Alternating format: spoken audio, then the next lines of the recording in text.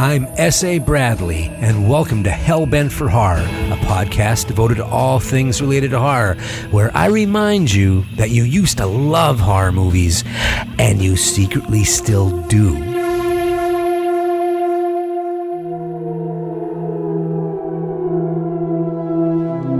Hello and welcome to the first of a double feature, the first show of a double feature here. I'm S.A. Bradley, and I'm a lifelong movie lover, but my heart belongs to the horror movie.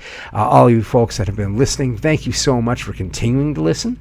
And we have a little trick-or-treat today. We have these two episodes that are dropping Halloween 2020 on the day. I hope you enjoy them. The first show, which is this show, is Jon Kitley, Bryan Martinez, and myself in an extended conversation about all things horror, things that we love, the movies that scared us as kids that still give us a little bit of a chill, and also the trends that we've seen in culture as of right now, and also talking a little bit about what it's like to live at this crazy time, but also just picking our brains about what a joy it is to still be able to enjoy the films that we do, enjoy each other's company, and really press forward in the world of horror with the convention families that we have created, and just the friendships that have continued through all this time. So I hope you enjoy this show. I also want to give a caveat, because this was a Facebook Live show. We got together on Zoom and we talked and we did it live.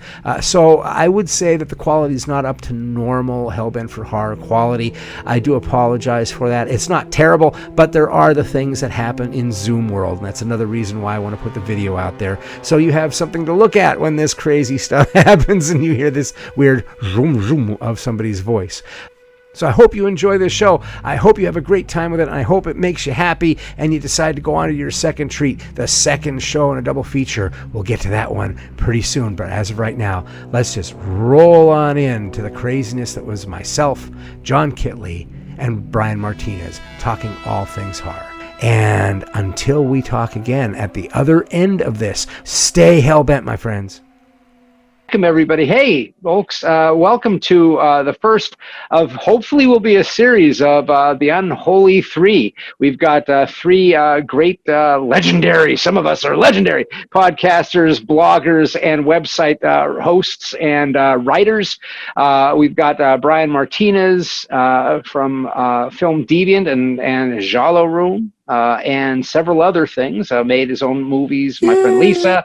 And we've got Jon Kitley, who is the head bottle washer at Kitley's Krypt, and also has a fantastic book. And then there's me, S.A. Bradley from Hellbent for Horror, and I did some things here and there. But we're all here to talk about horror, and we're here to talk about real-life horror as well, because all of us are kind of going through all sorts of crazy things, and you know, it's impossible to not discuss it a little bit. But what we love to do is get ourselves immersed in the horror world, and this was actually the brainchild of Bryan Martinez. He had Film Deviant. He was getting people together, and it just seemed like a great idea to get the three of us talking. So what do you want to talk about, Bryan? Let's see about getting a theme, so all those folks out there in Facebook land can tell us how wrong we are. Well, honestly, it was just an excuse to wrangle up, you guys together, because I love. I know you did mention that you were going to do like a Zoom thing, in lieu of cinema wasteland, like not happening or whatever, So this was my little way of like using my platform to bring you guys on and just talk about like some of these cool things. And one of these cool things that I've been meaning to do all month, like, because I'm watching like that I'm doing that challenge where like you watch a horror movie a day. I don't know anything about those. That's what we call Tuesday. Right. Yeah. But it's a group. Derek Carey invited me, and I'm a moderator on there. So I was like, just do, like this month. I usually like I'll try it, and I just watch movies every day anyway. But like to actually specifically set aside time and be like, okay, I'm definitely gonna watch a horror movie every day for October for this challenge or whatever. Every year I've always just like life happens, and then I just end up just missing a day or whatever. Yeah. So this year I'm like, because I'm moderator, I'm going to try this thing. So in doing that, I was like, should I watch the one goddamn film in my life that still scares the hell out of me? You know, I Right. try every year and it just doesn't happen. I get up to a certain point and then I'm just like, fuck this. I'm going to go watch Benny Hill. I'm going to go like watch Buck Rogers or something, you know? So then I was like thinking, I want to like talk about this with you guys. Because I know some of John's like biggest fears. Besides you? But like, what's that? Nothing. What was that, John? Jonathan? What did you tell me? What did you say? No, Jonathan. continue.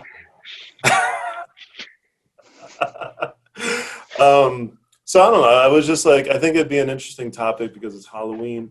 Normally people, at least me, like I try to watch horror movies to get away from like real life or whatever. Because sometimes real life, especially this goddamn year, has been super scary. Yeah. So for me, it's like, it's almost like my nice spot. You know what I mean? Like a place that I can just get away, watch demons, and then just, you know, zone out. You know? So I do have a question, because you mentioned that you had a movie that scared you, but you never mentioned it. Right. You didn't say the name of it. Right, I'm getting there. Van Helsing. Van Helsing. If you listen to my podcast shows, you'll understand that I go the long way. You do, yes. It's like Family Circus, that one cartoon that they have where kids all over the yard, the dot line. Right. That's kind of my conversations. So, you know, because of this horror challenge, I was like, you know, let me try watching The Exorcist.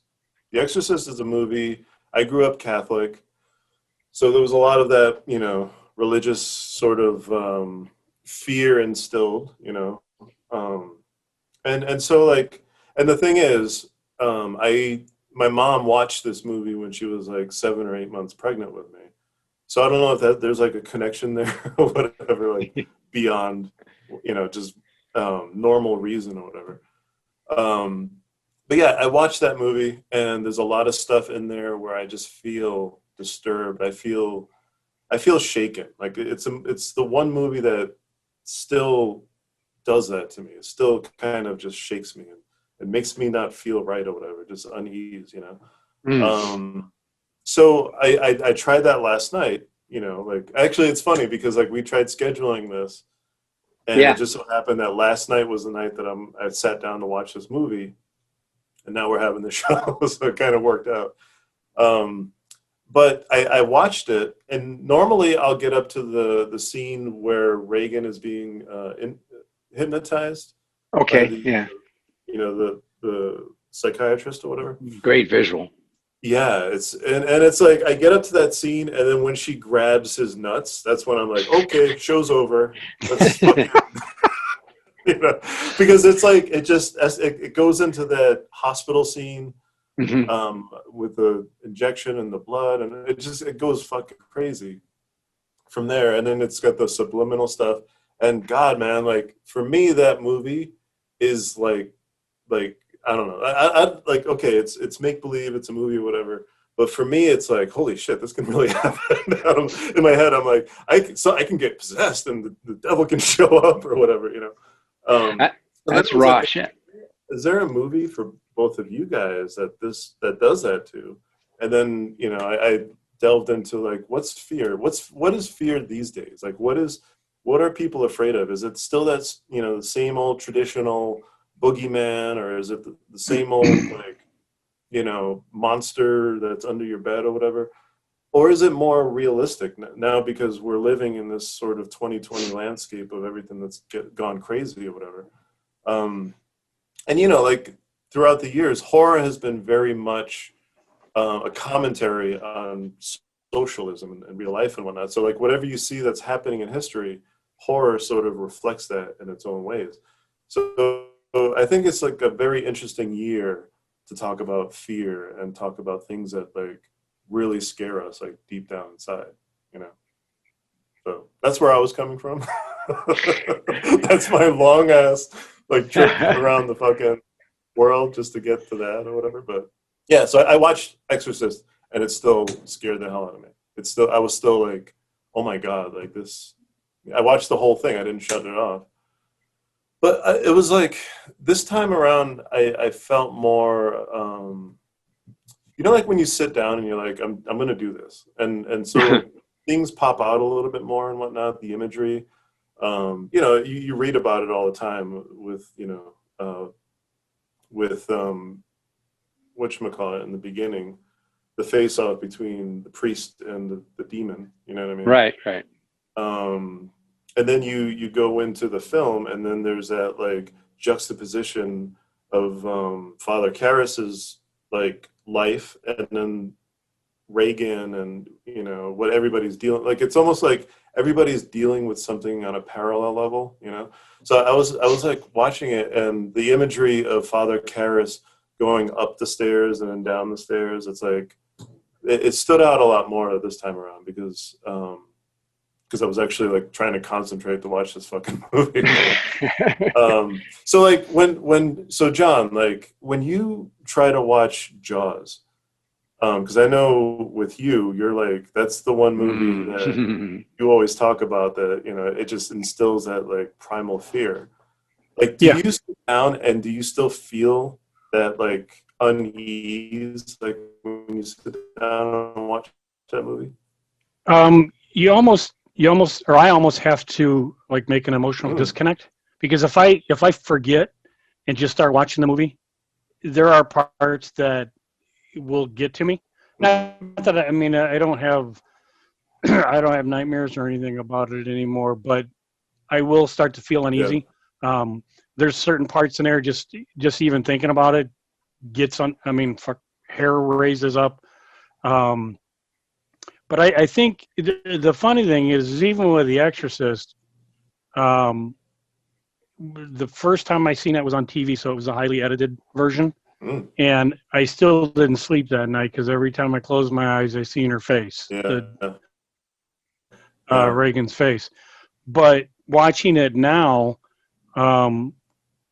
as an atheist, it still gets to me. So, but it's weird that I think it's more of watching a car accident because of the tragedy, because watching the mom go through what she's going through. Yeah. For me, it's harder for me, or that has more an effect on me than the possession or the exorcist, the demon and the supernatural stuff. Right. It's which in the movie, that's what Father Marin says. He wants us to despair. Right. That's what I feel watching that movie. As far as Jaws, I think it comes down to the good old fashioned being afraid of being eaten. Right. And that's and worse yet, in the water you can't see it.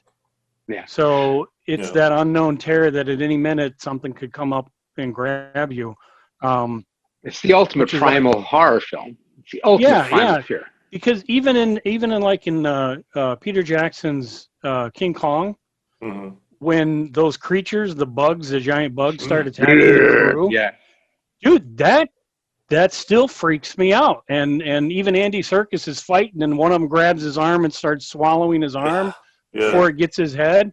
Yeah. I have a hard time watching it. So I think it's not necessarily just shark movies, because even like Piranha and stuff, but I think it's that whole thing of just being eaten, which is why I think Italian cannibal movies, not the zombie ones, but like Dr. Butcher and that stuff, I think that's why that gets to me more than zombie movies, because the minute it's a living dead, it throws reality out the window.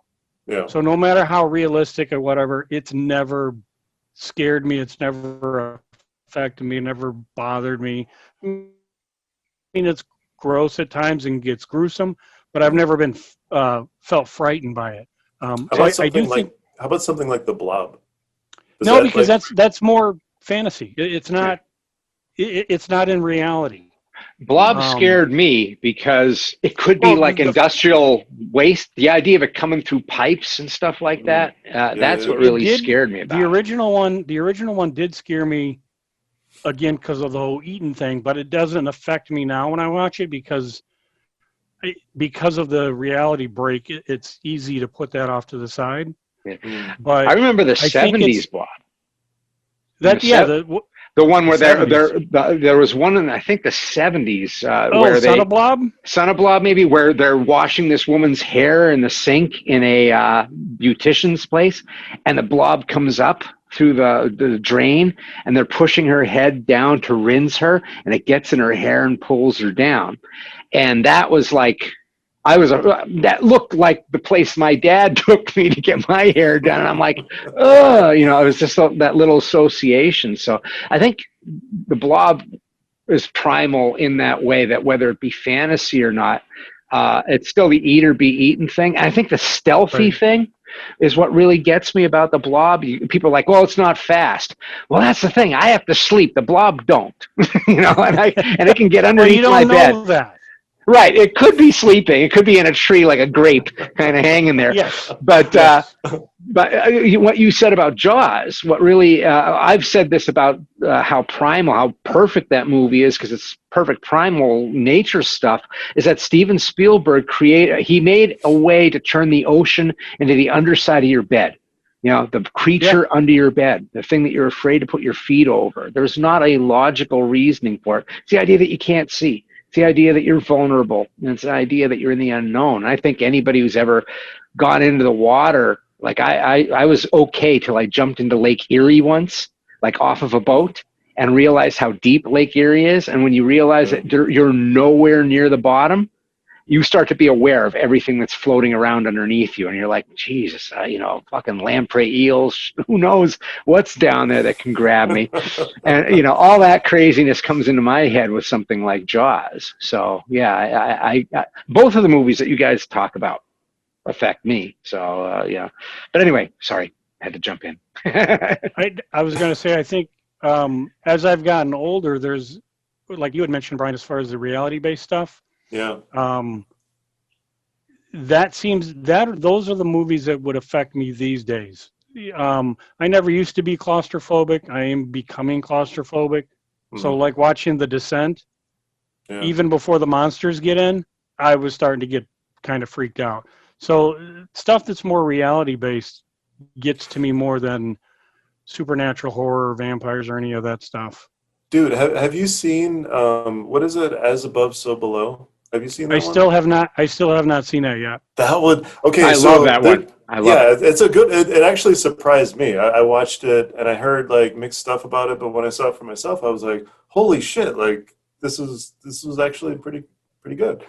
The stuff that they like do in that movie later on is just like I didn't think the movie was going to go that way, but. There's some claustrophobic stuff that even me, I'm not big on claustrophobia, but I do feel that like if you're like in a elevator and then more people are coming in and stuff, it's like I think I'm more afraid of like being in a place with like a lot of people or whatever, which is weird because I love concerts, but I don't know. It's just, I have that like if I'm at a party, like I just get real like a lot of anxiety or whatever. Yeah. But that movie, As Above, So Below, it's like, holy shit. Like as a man that's not super afraid of closed in places, I wouldn't go into these, crevices that these people were going in or whatever, Well, that's what's scary about it. It's they go out of their way to tell you the catacombs are like 800 feet below the ground, right? Yeah. And you're below Paris, and they don't know where they fucking lead. Yeah. Right? That's what scares me. It's not the cramped spaces are one thing, but I could get scared in the ocean because I know there's no way for me to swim home, right? Mm-hmm. There's no out. Mm-hmm. And so that's like the reverse claustrophobia, like space. Oh, no, there's a hole in my suit. Well, I'm fucked. There's nothing I'm going to be able to do about that. I can't outrun space. And I think the same thing happens with a place like that. First off, it's bones. Mm-hmm. Second off, there's no daylight whatsoever.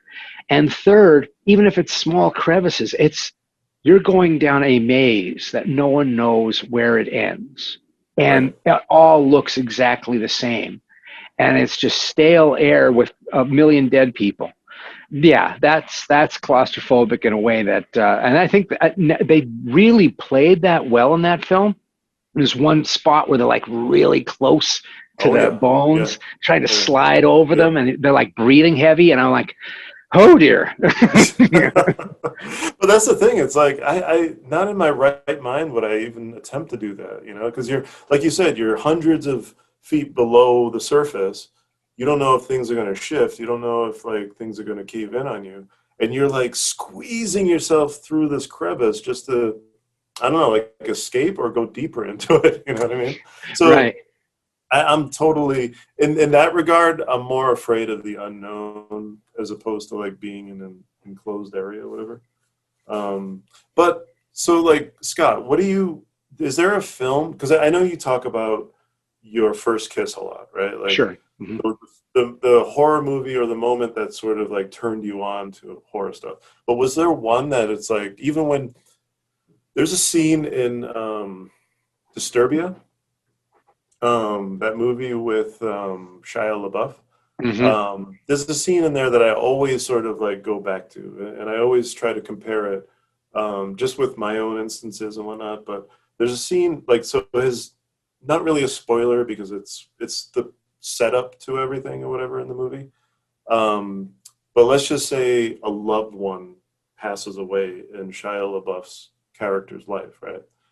And there's a scene where he passes by the office of the individual that passes away, and it's like you can tell like his mood shifts.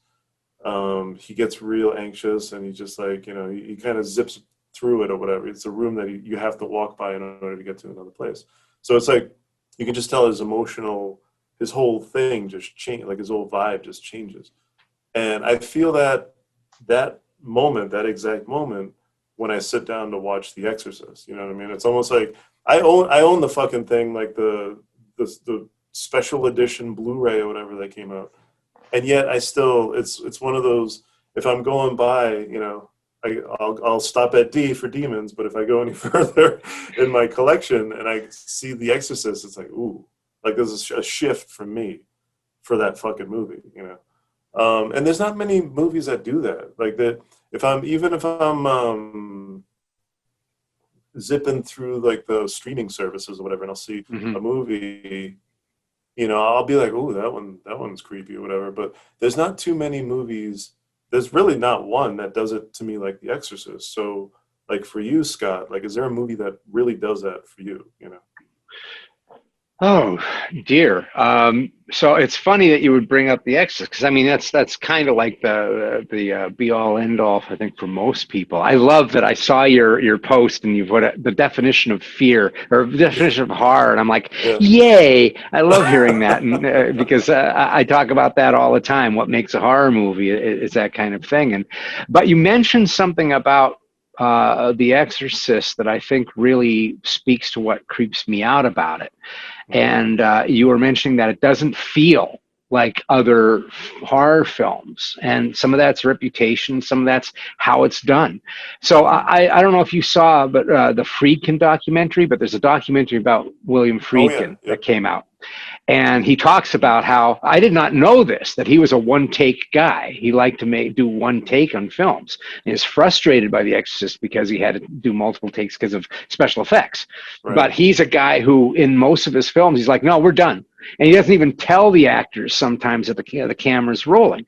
I had no idea that he was like that. I knew that he kind of had a documentary style. And I think that comes through, that sense of the actors not quite knowing if they're stepping in the right spot. There's an unsurety. There's a kind of thing of like, it's not pat. It looks great, but it's not so polished. There's stuff in The Exorcist, like there's when she's hitting herself with the crucifix and she smacks Ellen Burstyn in the face and she goes down, and we all know that they pull too hard on the cord and she hurts her back, and that's why she has that look. But the cameraman's not ready. So there is this moment where she almost hurts her back for life and they don't catch it. There's like this jumble to the camera before it gets on her face. And there are several moments like that in the film that are very much not cinema, right? And yet it's a really cinematic film. And so I think that plus the idea that it was talking about demons in a time when, I was, 1973. I wasn't quite 10 yet. This was actually even before I got zapped by Don't Look Now. I just didn't see it. But the reputation of The Exorcist started in 73. And before I even saw the movie, I was scared by the radio things, because they used to have, I listened to AM radio, and they would have movie previews, like just quick advertisements, now playing at the drive-in. And all they had was a sound of Reagan going, over the radio. And I was like this in the back of my dad's car. Like, what the fuck was that? And so hearing that, my parents believed that demons were right in the room with us, all of that stuff. So The Exorcist had all of this energy. And I think it's funny that you mentioned the psychiatrist moment, because that was the moment that scared me the first time I ever saw it, more than I ever thought it would. And nothing made me jump up until then. And it was that voice.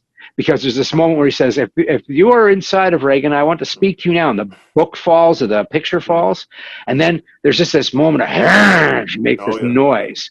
And then the noxious scent that comes out of her mouth. It's just like, it's all evil. And all she's like stirring. That's why I shut it off, dude. That's why I'm like, click. And it's this whole stirring feeling that happens. And so part of it is, like John says, he's an atheist. you're a Catholic or a lapsed Catholic. I am somewhere in between. I raised Catholic. I did all the steps. The steps.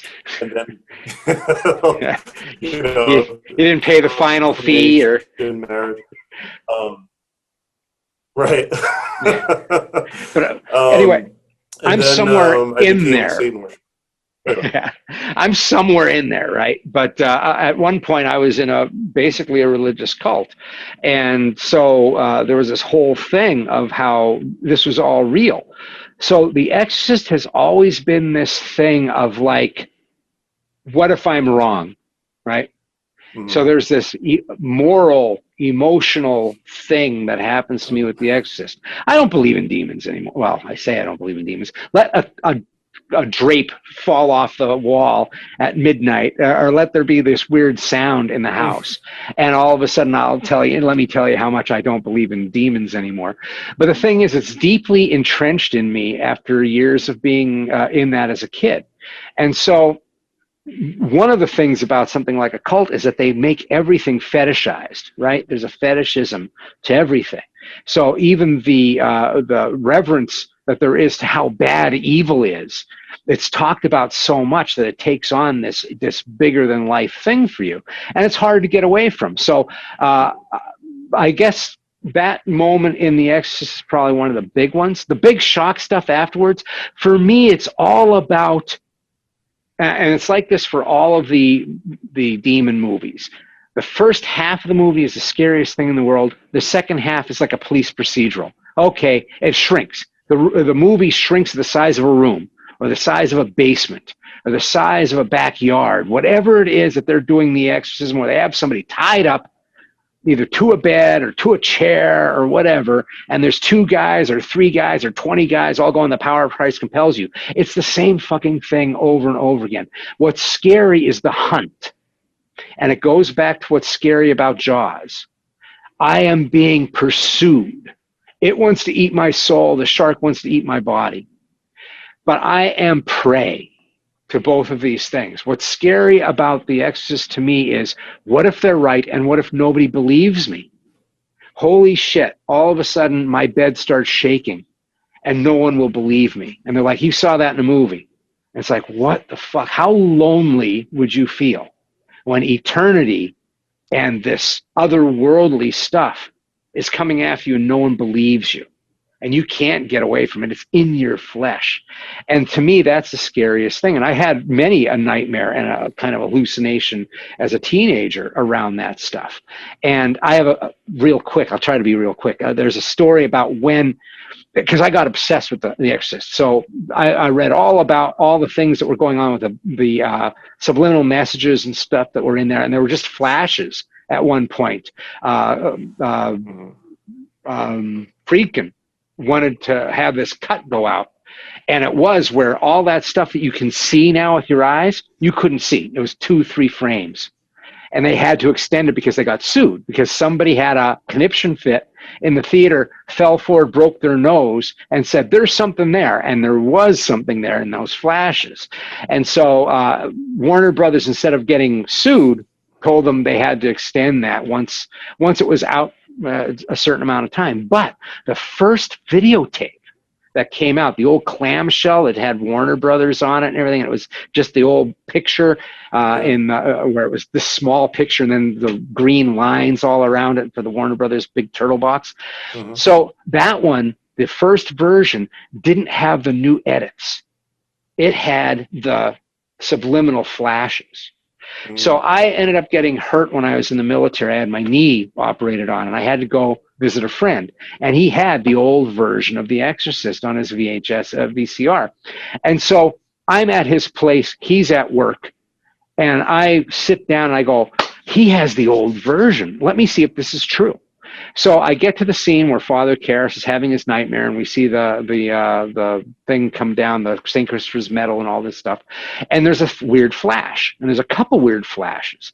And one of the weird flashes I'm able to stop, and it's Mom's head just goes white. For some, like they cut out the head from the negative. So there's a moment where she's sitting on a chair, and all of a sudden her head just goes white. And then there's another flash, and I'm like, oh, let me see if I can find him. Click, click, click, going one frame at a time. And all of a sudden there it is, that fucking Pazuzu that we all know now. First time I had ever seen it. And you couldn't really see it until you pause, and I'm like, holy shit. And I'm like, okay, I need to stop this movie. So I turn off the TV and I sit down. The fucking TV goes back on. And this fucking picture, and I'm like, ah! And this happens. And it's like, all of a sudden, everything that I ever feared about demons, everything that I had heard, every bit of paranoia, all came back. I couldn't stay in the house. I had to go outside. I'm on crutches with a fucking knee thing, a big cast on my knee. And I'm going down the street in Danbury, Connecticut. And I waited till he came home. And we found out that what was happening is just by luck, right? Pure coincidence. An old remote control device that was on the TV, the battery started to go. And it was just like giving out these little spurts. And it was like turning the TV on and off on its own. And we found that because of the thing. But it was a whole deal of what happens with The Exorcist. And I hate that, you asked the question, that was the movie that came to my mind. So I had to be honest, but I wish we'd had a third instead of just Jaws and The Exorcist being the movies that are being so talked about. that for that original question, that's the one that really got you. That's the one where it's like, yeah, and this isn't a fucking movie. This is a spawn of hell or whatever. Yeah. Now there are plenty of movies, and I talk about this a lot, where there are very few films. So, I myself think that a horror movie can only truly scare you, really scare you that first time, and after that, it's dread and it's anticipation and it's a thrill. You don't die the first time, you're not going to die the second time, but you still get those weird feelings. It's kind of like when I had my knee torn out. I can tell you that's the worst pain I ever had. But when I bring it up, I don't go into cold sweats and start getting ready to faint, because my body doesn't allow, my brain says, nah, you don't have to go through that again, son. Let's give you a little bit of distance from it. And I think the same thing happens when we're looking at horror films. But I think many of them scared me. In the first thing, Alice, Sweet Alice, the first time that little girl shows up with that mask, shit my pants. I was like, what in the fuck? It just looked so fucking freaky. And her tying that guy up in a carpet and slowly rolling him. She's this little girl in a raincoat, and there's this fully grown man who's been knocked out, and she has him in a carpet, and he's pleading with her, no, and his teeth are broken because she was hitting him in the face with a brick, and she's just rolling him little by little over to the edge of the building, and she's going to throw him off the third story of an abandoned building. I was so scared in that. It put me in the spot of bullies as a kid being bullied. And having, one of the bullies, put a knife to my throat. And it's like, that all came back. So that became super terrifying. Once again, being prey. It's always about, black control for me. Something is stalking me. Something is preying on me.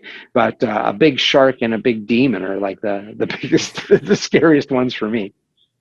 Now, speaking of that, like, because now that's interesting too, because you mentioned being bullied and having a knife pulled on you when you were a kid. I had like a break-in, a home invasion. Oof. Happened when I was, 11 years old, maybe 10, 11 years old. So in the back of my mind, it's like, because I was that's like when people talk about being paralyzed, like with fear or whatever. That's how I was when my mother was screaming and she had blood coming out of her mouth because somebody punched her or whatever. That's how I was like petrified. I was like, what the fuck is going on?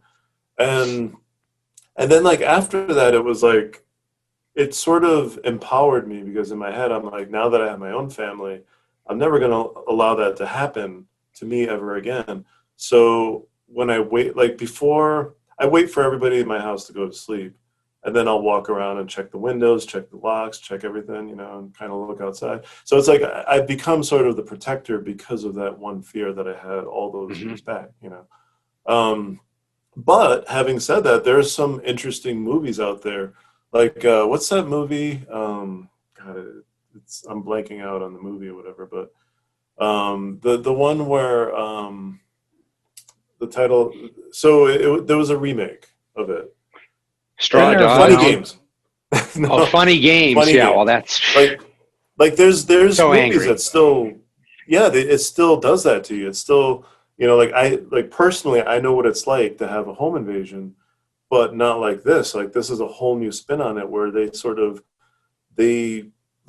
inject themselves into the home, and then now it's like they're a tick or whatever. You can't get rid of them. It's like, it's such an interesting dynamic, because normally the break-in movie is like somebody breaks in, they kill somebody or hold somebody hostage or whatever. But with this one, it's like they're nice. They seem to be really nice kids in the beginning, and then they sort of Trojan horse their way into the house, and then it's like boom, all this shit happens or whatever. It's a very Polanski-like film because of that. There's that whole thing of doubting the victim, right? Because you're like, geez, I don't know, they seem like they're reasonably nice people. It's like Polanski's movie The Tenant. That's all about like fascism, all fascism of rent, being a renter and having someone who holds everything upon you, and they're horrible. They're horrible people to him, and he has to pretend like it's okay. And then things get really, really crazy. And there's that whole thing of like, they're being gaslit from the very beginning in Funny Games. We see another family getting killed. They're like waving to them, and they're like, looking at them kind of strange. The house right before them. And that's what's terrifying to me. It's not like it's just a random house. It's like they go, we're going to go to this lake, and we're going to end everybody there. Every lake house. One by one, everybody's going to be there on their vacation. They're not going to have their guns. They're not going to have all this shit. And we're just going to go in there. And we're going to be nice, friendly, because we're not threatening, right? And it says something about what's really threatening. What's the real nastiness? Polanski does that all the time with like A Rosemary's Baby. The Castavets are doddering old people. An entire cult of old people. That, who's that? Bryan Martinez or something? The Strangers? Yeah, I love that. For me, that. the scariest fucking thing in that whole movie, they give it away in the trailer, when because it's like, it's that stalk and prey kind of thing or whatever. But the scariest part about the entire film is like at the very, very end, when Liv Tyler is sitting in the chair or whatever, and she's like, "Why are you doing this?" And they just simply say, "Because you were home." Like that's there was no motive, no nothing. And it sucks because they give that away in the trailer, some of the trailers. Yeah. But for me, it just hit so hard, because like, holy shit, like a guy, it doesn't have to be like a kid that was like, bullied when he, or whatever. Like, it doesn't have to have any kind of motive or whatever. It could simply just be this, like, you answer the door, boom, you're dead.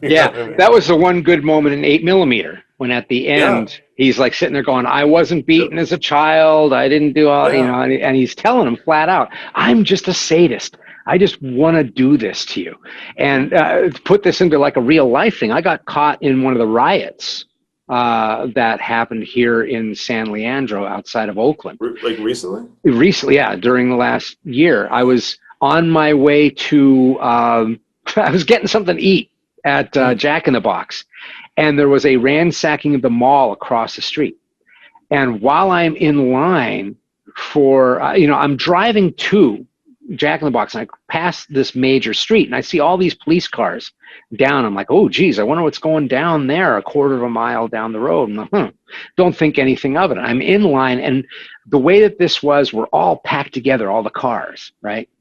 And we can't turn around or anything. There's like concrete on either side so that you don't hop the curb or anything. So we're in there and we're kind of trapped. And I start seeing people who are just looking shady, right? There's this whole energy. Before I see the wave of people, I'm already nervous. I'm already scared. I feel this weird electricity, like animal shit. And I see guys like walking, and just the way they're walking, they're looking for something to fuck up. And they don't know where to go yet. Yeah. And all of a sudden there's people like kind of walking on top of the building. And I'm like, what the fuck? And they're on like the brick walls between, the grocery store and stuff. And I'm like, what in the hell? And all of a sudden there's just this wave of people like sliding over the hood of my car. And they're just gone. I'm like, what the fuck? And I'm looking in my car and I have weapons. And I'm like, do I need to use something here? What am I going to have to do here? And I was terrified. And it was just like that.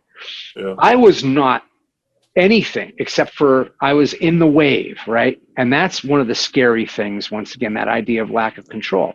Now, I may or may not have been part of the problem, who knows? But I was not part of what was going on. I wasn't an owner of the stores that they were ransacking down the street. I was not part of the mall. I was not police. I was a guy hungry, waiting to get a bag of food.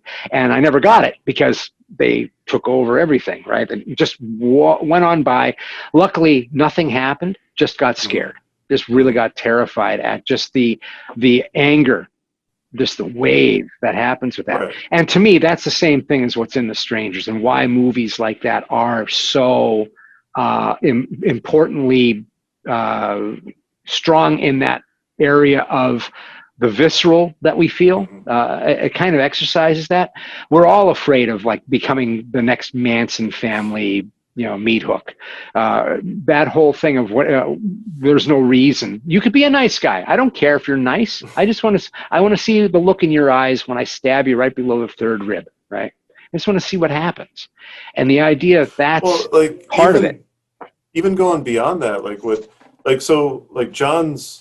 one of John's biggest fears is, it's a shark. You've told me, John, that you're not you don't watch a lot of shark movies because that's still that's the one thing that sort of scares you, right? I do try to stay away from them, but I have, yeah. But it's like if you get dropped into the water, a shark isn't going to make it personal. It's not going to chase you for fun or whatever. It's just going to simply fucking devour you, Right. So why would I be dropped in the water? But that's what I was going to say. In a way, it's sort of irrational because you don't go near the water. You don't go to the beach. I don't see you putting your shorts on in the summertime, enjoying whatever.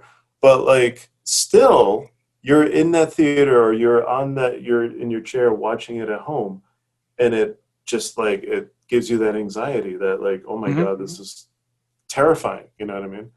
So for you, it's how does I understand, there was I think I told you gentlemen this a few years back. I went to Florida for Disney, and then we went to Cocoa Beach, and we were staying at a hotel right there on the beach. And when we were checking in, it didn't even fucking dawn on me, by the way. I'm just on vacation with my family, having fun.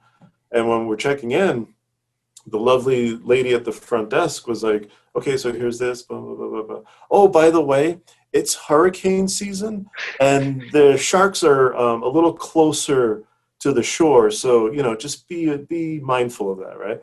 And I'm like, with my card key, like, wait, what? Somebody said something about a fucking shark? You know what I mean? Because it didn't really dawn on me. But with you, it's like, you're not even at the beach, and like there was a moment there when I was out on the beach and something brushed my leg. It was probably seaweed or whatever. Something brushed my leg, and then I recalled what the lady said. I was like, oh my God, a fucking shark. Let's get out of here, D. And I took my son and we ran to the sand or whatever. But for you, it's like you don't even experience that, and yet it's still scary for you. So I'm wondering, like, what is it for you? Like, I know you said that there's like some lack of control, and so basically a big monster with teeth or whatever, like, but the thing that confuses me is that we're all like, we love horror. Like we immerse our lives in this horror. And with somebody like you, I would imagine like you would stay away from horror because like the anxiety gets to you so much, you know what I mean? So does that sort of like play into your love of horror and why? Because it's so, I can't think of why you would be scared of like a shark movie, you know what I mean? Like, unless you were attacked by a shark, or if you're like a deep sea diver or something, Well, I think I seen it when I was 10, Mm-hmm. or not 10, I was 12. Right. So seeing it at a young age has a very big impact. And I really do think it's like you have no control. If you're out in the water, you can't do anything. It's not like you just get up and leave. You have no control. And I think that's what still gets me. And it's not a pleasant way to go from what I see in the movies. So yeah, it's just even like the beginning when the girl's out in the water swimming, and I mean I have that her gasp of breath embedded in my brain, and it's like I'm not going to be there. I'm not going to be that person. Yeah. So I think it's just at the right time when I had seen it. I wasn't expecting something to be that terrifying for me. Mm-hmm. I mean, I still watch shark movies today, and not that I run out and see them. Most of them are a little too cheesy now. That it has no effect. It's all completely CGI or just absurd storyline and what's going on. But if there are certain movies that dealing with the water, like Open Waters, I'll never watch because I know how it ends. Love I know it. what the movie's about. That's crazy no. that you've never seen that movie. But I know how it ends. So why do I want to sit there? You can say that about any horror movie. You could be like, oh, but it doesn't matter. Why do I want to watch a movie where two people are in the water for 90 minutes waiting to be eaten? That's fear. like anxiety waiting to happen for me. I call that movie, instead of waiting for Godot, I call it bleeding for Godot. It's just like, they're coming, the rescue's coming. It's going to happen anytime. No. But even to that point, a perfect example is that it has nothing, it doesn't even have to have a shark, because if one of the scariest parts of Jaws is the story of the Indianapolis. Mm-hmm. And there's no shark there. Yeah. It's just him giving that description of waiting to be rescued, and one by one they're slowly getting picked off. Yeah. To me, that's terrifying. Yeah. The part that's so great about that is that it's so real. It understands how we would react. I mean, John Milius was a master at writing that, because he says when they're trying to pull him out of the water is when he's the most terrified. In other words, that's when the shark's going to get me. I've made it through this whole thing. I've been punching faces. I've been doing all this stuff. I've watched a guy flip over, half of him eaten away. And now that this guy is putting his hand out going, come on, fella, come on. That's when I'm going to get zapped. And that would be that. I've had that kind of thing with being a firefighter. That there's just a moment where you go, oh, this is when the roof's going to come in, right? I'm on my way out. I can see daylight. And it's like, and it happens like that. You have a second of that fear, and that's it. But I think that and the reef. On that same token, the snakes, because snakes swallow you. Spiders. The bigger ones. Spiders, hey, you could smush them. I'm good. As long as they're not bigger than my shoe or my hand, they don't faze me. But a snake, that will, if a snake comes on the movie screen, that immediately starts to make me uneasy because I hate snakes. Because again, I think it's that whole thing of being not in control. They get a hold of you and you know what's coming. How about that's just fun. I don't know how anybody could be scared of Strother Martin. Well, it's funny. You talked about cheesy, and that's one of the things. I mean, there's a couple like wild animal ones that I really, really love that have come out recently, and they're not necessarily sharks, but I'll stick with the shark ones. And it's The Reef and Open Water. And I think both of those are great for almost the same reason. Most of the cheesy ones are cheesy because they try to out-Jaws Jaws. They want to show a huge shark. They want to show you the shark a whole bunch of times. You know, they want to show the shark jump up and get Samuel Jackson by the face and pull him underwater, whatever. But Open Water feels like a documentary. And they literally, the director got in with the actors, and those are real sharks. It felt, dude, I thought it was a found footage. But it's not. Like it's got that feel to it. It's got that, it's high H film. Yeah. And he shot it like on weekends over a year. And the thing was, when he was making the movie, he got two people who were scuba experts and said, "Will you come? We're going to chum the water. We're going to chum the fucking water, right? And and I'll get in. We'll have this chainmail on, you know. So if they do snap at you, so all the sharks look real. Everything about it looks real. There's no Godzilla coming out of the water for me to have that cognitive dissonance or whatever that's going to give me some level of distance away from it being real. Instead, when they look under the water at the end, when she sees her husband getting zapped and she looks under and the camera just kind of does that thing, and you see all these fucking little sharks going all over the place, like the water's made of sharks. I was like, holy shit. And the end is so like blink and you miss it. You know, and so that movie is like so. Wait, hold on! You're spoiling it for John, Scott. Yeah, he'll. I know, because he's about ready to watch. He's like, wow, a sea full of sharks. I gotta see that. I mean, geez, an elevator full of sharks, right? If you want to see a really good laugh, watch 47 Meters Down, the second one. Oh, I didn't see it. I was gonna mention that one. You've seen it? That is hilariously bad. It's hilariously bad, but there's that one scene in I don't think it's like towards the beginning, but it's when they're under there, when they're in there, that tomb or whatever. They're under.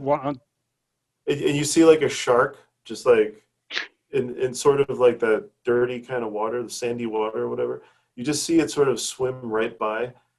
And honestly, for me, it was like, oh shit. Like I kind of felt a little like, almost like those jump scares where it's not really a jump scare because it's happening in front of you, but it's like, ooh. You know? It was okay because those are blind sharks, so they can't see you. I don't even understand. I haven't seen it, so I'm so glad I haven't. Blind sharks, huh?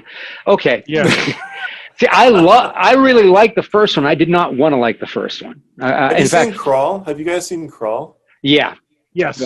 What'd you think? The hurricane with the double gators. I love the original, the first alligator attack, and up to getting attacked. How they don't tell you anything. She's looking for her dad. I was like, oh my god, you know. But I was also like, this is the biggest fucking underside of a house I've ever seen in my life. This guy's in a fucking mansion. You know, my house. It's kind of like the hotel in the Beyond. Are there houses in Florida with that big of basement when you're that close to the ocean? It's called a hurricane basement. That's I was going, in my house, you'd be like pushing to get two giant alligators to fit under there. It'd be like using a plunger and a stick to get them both in there. It'd be like people jumping into a Volkswagen to see how many they can get in. And this guy's got this palatial thing, but I had fun with it. What I thought was that at a certain point I went, okay, this isn't going to be too realistic, so I'll be fine. Once like the third person got bit more than once, and I was like, I don't know how you continue. You just got fucking chomped. That's the hardest part. I think that's the biggest mistake a lot of these movies make, like in the 47 Meters Down, the second one. I don't even remember what the name of the title is.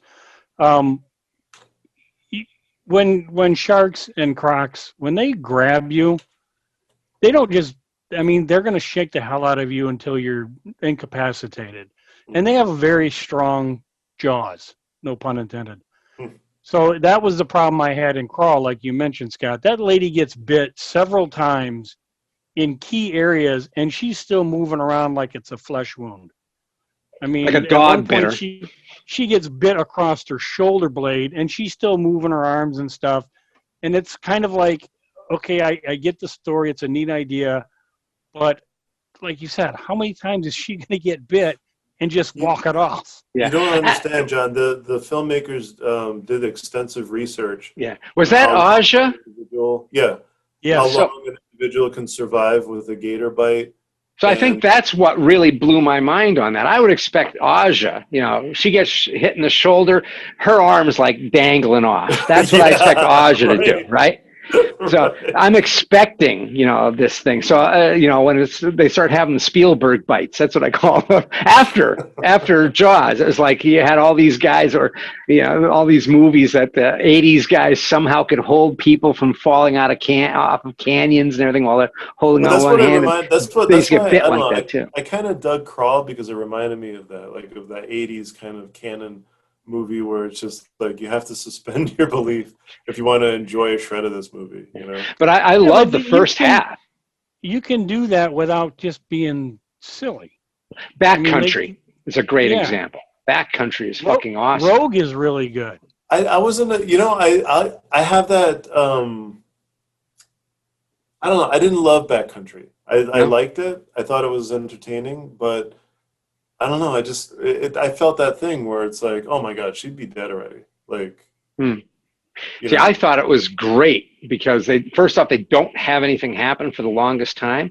And I don't remember exactly. It could be that I'm having, a thing where I don't remember what happens to her, but I remember that her husband gets bit and it's like, that's it. It's over. You get hit by a bear, you get gored by a bear, and she wakes up to see the bear eating his head or something. And I'm like going, now that feels bloody real. Right. The thing that I didn't agree with in that movie was towards the end when she's a little wounded, and then she sees the bear coming and she dives into the water, and then she swims to the shore, and then she gets the mud on her, and then the bear is coming, but the bear doesn't see where she is, and she's got the mud. You talking about Predator?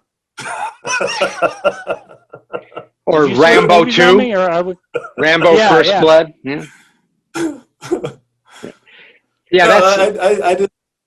I didn't not like, or how do you say it? I didn't dislike Backcountry. I thought it was very interesting. I thought it was full of a lot of really cool. I love her when she's in movies. I don't know. It just didn't really stick with me after I was watching. I don't know. See, to me, anything that has bears in it reverts back to prophecy. When a bear attacks you, it's going to knock you across into a tree and you're going to explode. That's what happens when a bear attacks you. Oh, that was either that or from Grizzly. Yeah, going back to that, Grizzly and Prophecy. That goes back to the thing when they used to have really grotesque advertisements for movies at certain times of the day and night. And just like how the radio thing for The Exorcist killed me, Prophecy, they showed the family getting attacked, and it's just the kid in the sleeping bag with the hole where his head could be seen. And he's like trying to hop away while his parents are getting eaten. You just see this paw, and then wham, hits the tree, and feathers blow everywhere. That was a commercial, and I was like, would that not get you to want to see that? Right, just that scene. Well, that scene. Older when I was a kid and I saw that for some reason, because I used to be afraid of bears. I was in an area where you could get them, but I remember seeing like Grizzly when that came out in the movie theater, and the whole idea of the first attacks there with that big paw and the woman's arm flies off and goes into it's like that movie's probably just as bloody as Jaws, but because it's not in the water, the blood splattering everywhere else, you're like, holy Christ, that's fucking really grotesque. Like Richard Jekyll. Yeah. Richard Jekyll looks like a fucking caramel egg or not caramel apple with peanuts on it when he's laying in the pile, and I'm like going, oh my god, this is so gross. But yeah, those two movies, because they happened at that time when I was a kid and they had really gross movie previews, I was like, man, that stuff scares me. So we talked monsters, but you also said something about real life stuff, and you talked about break-ins and things, and I find that that's some of the stuff that scares me the most. Like The Strangers is an exercise in suspense. I think that's one of the most dread and dripping of dread films. It puts a whole bunch of timers going off at the same time. The Rickard skipping, the fire alarm going off, the lights on the windows, all this crazy stuff is happening. You're just like having heart palpitations. But some of the stuff that scares me the most is like the two girls getting attacked in Last House on the Left. You know, the bully thing, you know, that piss your pants. That whole thing, I could feel that happening, right? And so that was really, really scary to me. It's not a horror movie, but it is The Wild Bunch. Not the big end where they're shooting everything, but when they have to leave Angel behind and Mapache's going, I know that you took all the rifles. I know you were giving them to the rebels. I want that guy. We're going to keep him here. And so the rebel is being taken by his own people, but he's left by his friends to die, basically. And it's not like they're all going, they all just start laughing. He can't get away. He's standing in the middle of them.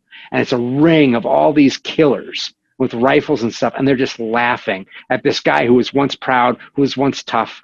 And he's just like a little kid at that moment. That's the stuff that fucking scares me. Do you have things like that in films where it's the human horror? It's how horrible a human can be to another that really sticks with you. But that also goes with the same psychopaths and people that are mentally imbalanced when you throw logic out the window. I mean, to a degree, Silence of the Lambs, but even Psycho, and a lot of those films where, you know, everything is logic, everybody does stuff the right way, but then when you see someone that's not playing by those rules or that don't even comprehend the rules, that can be a little unnerving too, because that is reality based. Yeah. And even going into like almost a supernatural level of that, or science fiction-y level, whatever, the idea of like outbreaks or 28 Days Later, where people that you at one point trusted that seemed absolutely normal, they were just cool 2 minutes ago next to you, all of a sudden just turn and go crazy. What are the odds of that happening? Well, I think it's the idea of that kind of thing. So far-fetched. Yeah, right. But you know, that kind of thing is really disturbing. Yes. Yeah. Well, it's the mentality of logic doesn't work anymore, where you're fighting over fucking toilet paper. Yeah. So logic has no bearing on it because there's that mob mentality where people are not thinking clearly or thinking straight, and what you thought was a normal society has gone completely unhinged. Yeah. So that can be terrifying. All the way back to Rod Serling, you know, that whole thing. Yeah, it's that feeling of like Body Snatchers. Like I've always felt that that's a really creepy one. Absolutely. Like you're running away from what? From the fucking world. You know what I mean? Like you feel like, oh my God, he used to be my friend, but he doesn't believe in wearing masks, or he doesn't like okay, here's I'm gonna bring this to an unfortunate political climate or whatever, but unfortunate. Somebody that's very dear to me, a family member. I had to like we're no longer talking. Nice. I love it. We're no longer talking because like he voted for Trump, and you know, like it's one of those things that like this. It's that same sort of mentality where it's like, oh my God, it's like an invasion of the body snatchers, because they're thinking a certain way, and it's that mob mentality, and everybody's doing this, and it's like, wow, like it's just so weird. It's like you almost feel like they're not logical or whatever. Yeah, I think that's what's scary, is that both sides feel that they're the logical side. But it's weird when it's like, oh, we can no longer be friends, or oh, we can no longer do this or whatever. Like I don't know. I remember growing up in the Reagan years in the 80s, and it was like we could still hang out and go skate and listen to heavy metal, even though like, you know, our parents believed in different things, and we sort of believed in what our parents believed in or whatever. But I never felt like such you know, a separation like it is right now.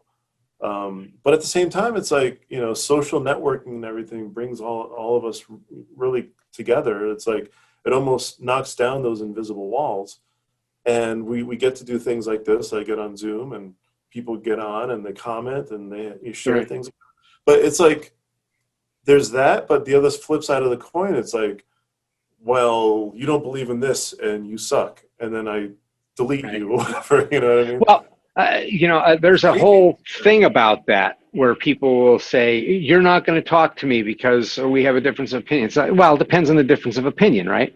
If we have a difference of opinion on how my tax dollars are going to go, yeah, I'd be a real dick to not talk to you anymore over that. But if, on the other hand, if you're basically saying that certain human beings don't deserve the right to have what other human beings have, I think that's a good enough reason. If you are morally against everything that I believe in and you mock it, then why would I? And it's the idea of, if we just have a handshake on this, that's how this shit happens. You know, the handshakes of the 80s got us here. You know, so, you know, a little by little, the erosion until we get to this craziness. And there was a movie that's not great, but I really admire parts of it. It's a real low budget movie. I want to say that it was like a Glass Eye Pick style, but I don't know if it was. It's called The Signal. And there was this weird transmission that happens, and we watched like 3 different stories. It was like directed by 3 different people, and so it's a trilogy inside of one. But the first movie, what's his face is in it? I forget. I love it. I love him so much. Oh yeah, I know who you're talking about. The RJ, he's Bowen? got, yes, AJ Bowen. Yeah. So AJ, yeah, he's in there. And what's so great about that is that there's just this signal, right? That some people are watching TV at that time and all of this, and they don't know they're going nuts. It's like the screw fly solution, that Joe Dante one that I really like. You know, they have the guys don't know why they're murdering women. They don't even think that they're murdering women. It's that somehow, like the idea of drugs, that if you're on drugs and you don't know you're on drugs, your brain's not going to tell you, by the way, you're on drugs. You're going to think whatever's happening is reality, because there's Same with being mentally unstable. Yeah, you mentally unstable. You don't realize it.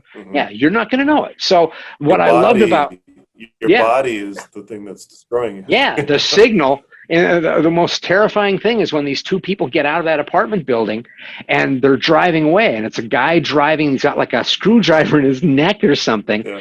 And he's driving, and the woman's next to him, who's the heroine. We don't know it yet. And he's just driving. All of a sudden, he just goes, boom, and punches her in the face. And he just sits there. And you can see that he kind of thinks, that was a good idea. I'm going to do it again. Boom. And he hits her again. And it's not explained. Nothing. And I was like, that's true horror. You know, he doesn't even know that there's been this fundamental shift in him. And I think that's why Body Snatch has always been so scary. What is me? What am I? What's my identity? What is the idea of me being lost? You know, to sleep.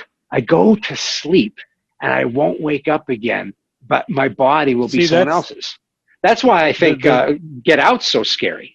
The idea that people are inside you, take you over. Yeah. The scary part for Body Snatchers now is if I watch that now, I'm like, okay, so where can I go lie down? Yeah. Why do I have to suffer this? Yeah, exactly. Because it's inevitable. It's one of those things that when you start to look at the other side and go, well, let's see, they don't fight amongst each other. Yeah. There's no war. They work for a common goal. That doesn't seem so bad. But you know, I think I'll have a lie down. Something that like is a perfect snapshot of what I find scary in a lot of these movies, because like that, The Signal, I found super engrossing and super entertaining, but I wasn't really scared of it. What's that movie? It's got Stephen McHattie in it, and he's a radio Pontypool. Yeah, Yeah. That one, it's like when you hear a signal and then you're just like talking to your whatever, and then all of a sudden you start like your mind starts saying this shit, and then your friend is looking at you like, wait, what was that or whatever? And it's like, boom, that's when you're caught.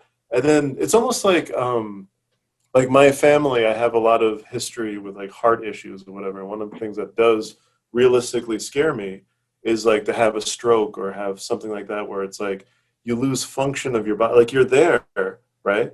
But like your body isn't working the way that you are accustomed to it working. And it's like that like deterioration of your body, this thing that you've known all your life, you know, that you wake up and you look at yourself in the mirror, you take it for granted, but it's like, it's, you know, like it's your body. It's the only one that you'll ever have. So for it to start breaking down on you, it's like that's so frightening, you know, and you can link it to like zombie movies or something like Pontypool or whatever. But, you know, mentally too, it's like people with Alzheimer's, that's so terrifying. Like it must be so fucking terrifying to just sit there and just know that you're basically in essence, like your body is dying, you know what I mean? Yeah. And decaying in front of you while you have it, you know? I'm trying to think what movie it was. It wasn't Honeymoon, but Honeymoon has a little bit of that feel because she's been taken over, right? And she's trying to act normal. Mm-hmm. And she's doing things like making coffee, but not grinding the beans. Yeah. She doesn't know.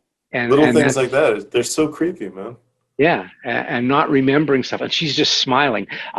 Taking of Deborah Logan is probably the I'll be right back. I'm ultimate bad. gonna leave a plant here. Okay, fair enough. I'm gonna be right back. If it gets rude, we're gonna shut it off. If that plant gets rude, we're done. It's not named Seymour, is it? Yeah. What an amazing and interesting plant. What an amazing and interesting plant. The fact that he mentioned, I like that he mentioned Pontypool because that gives a perfect example of something that can be terrifying when you don't see anything. Yeah. And when he's on the chopper guy is on the phone. Yeah.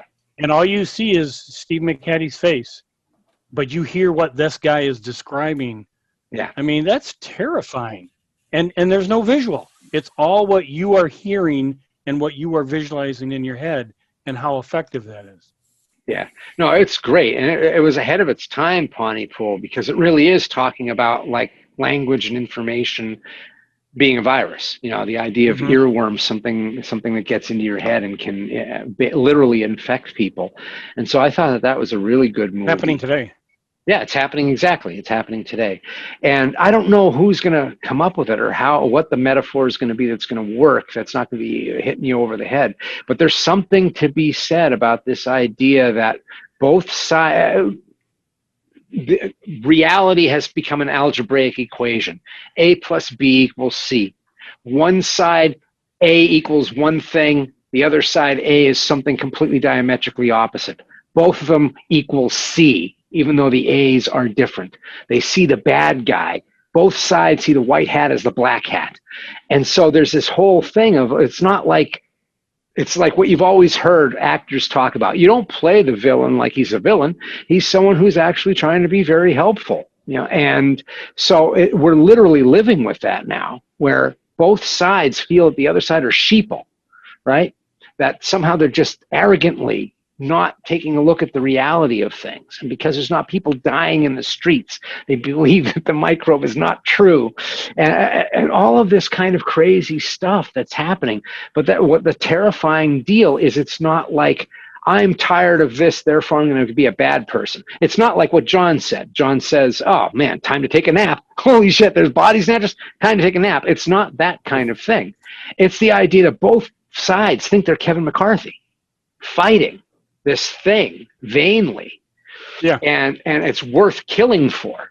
You know, it's worth kidnapping senators and governors for. It's kind of like the two different ways that you could read Body Snatchers, whether whether the humans, the aliens are communists that are trying to take over, or the fact that the flip side of that is they're telling you what you can't be free thinking. Right. So that it's not the aliens that are the communists, it's their McCarthy and them telling you what you can and can't do. So I mean, that's the beauty of that film. It plays both sides perfectly. Yes. I still think depending that's on what side Absolutely. you're looking at that. I think that's because of the creators. I really do. I think that the guy who directed it, Don Siegel, was very much a conservative. He made a movie that was an anti-communist film before that, but I think he was smart enough to sit there and say, I don't want to hit anybody over the head with the message. And the other guy, the guy who wrote the screenplay, not the writer of the book, Finney, said, I just made this thing, dude. I don't know what anybody's talking about. But the person who wrote the screenplay was a blacklisted writer, right? So you have both sides, diametric opposites. Don Siegel, who was a gun-toting Republican at that point, and then the other guy who was obviously thought of being part of the Communist Party at some point by the McCarthy people.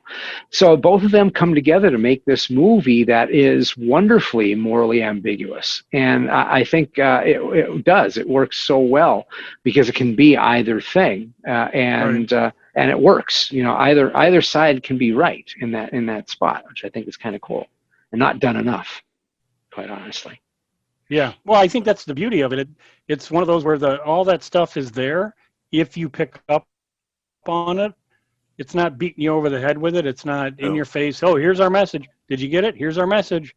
And I think that's sadly missed in a lot of today's movies where the message is overplayed all the time. And I think that's a lack of creativity and intelligence in the filmmakers. Totally agree. There are no more Romeros out there. Oh, there's no more. Ouch! Romeros.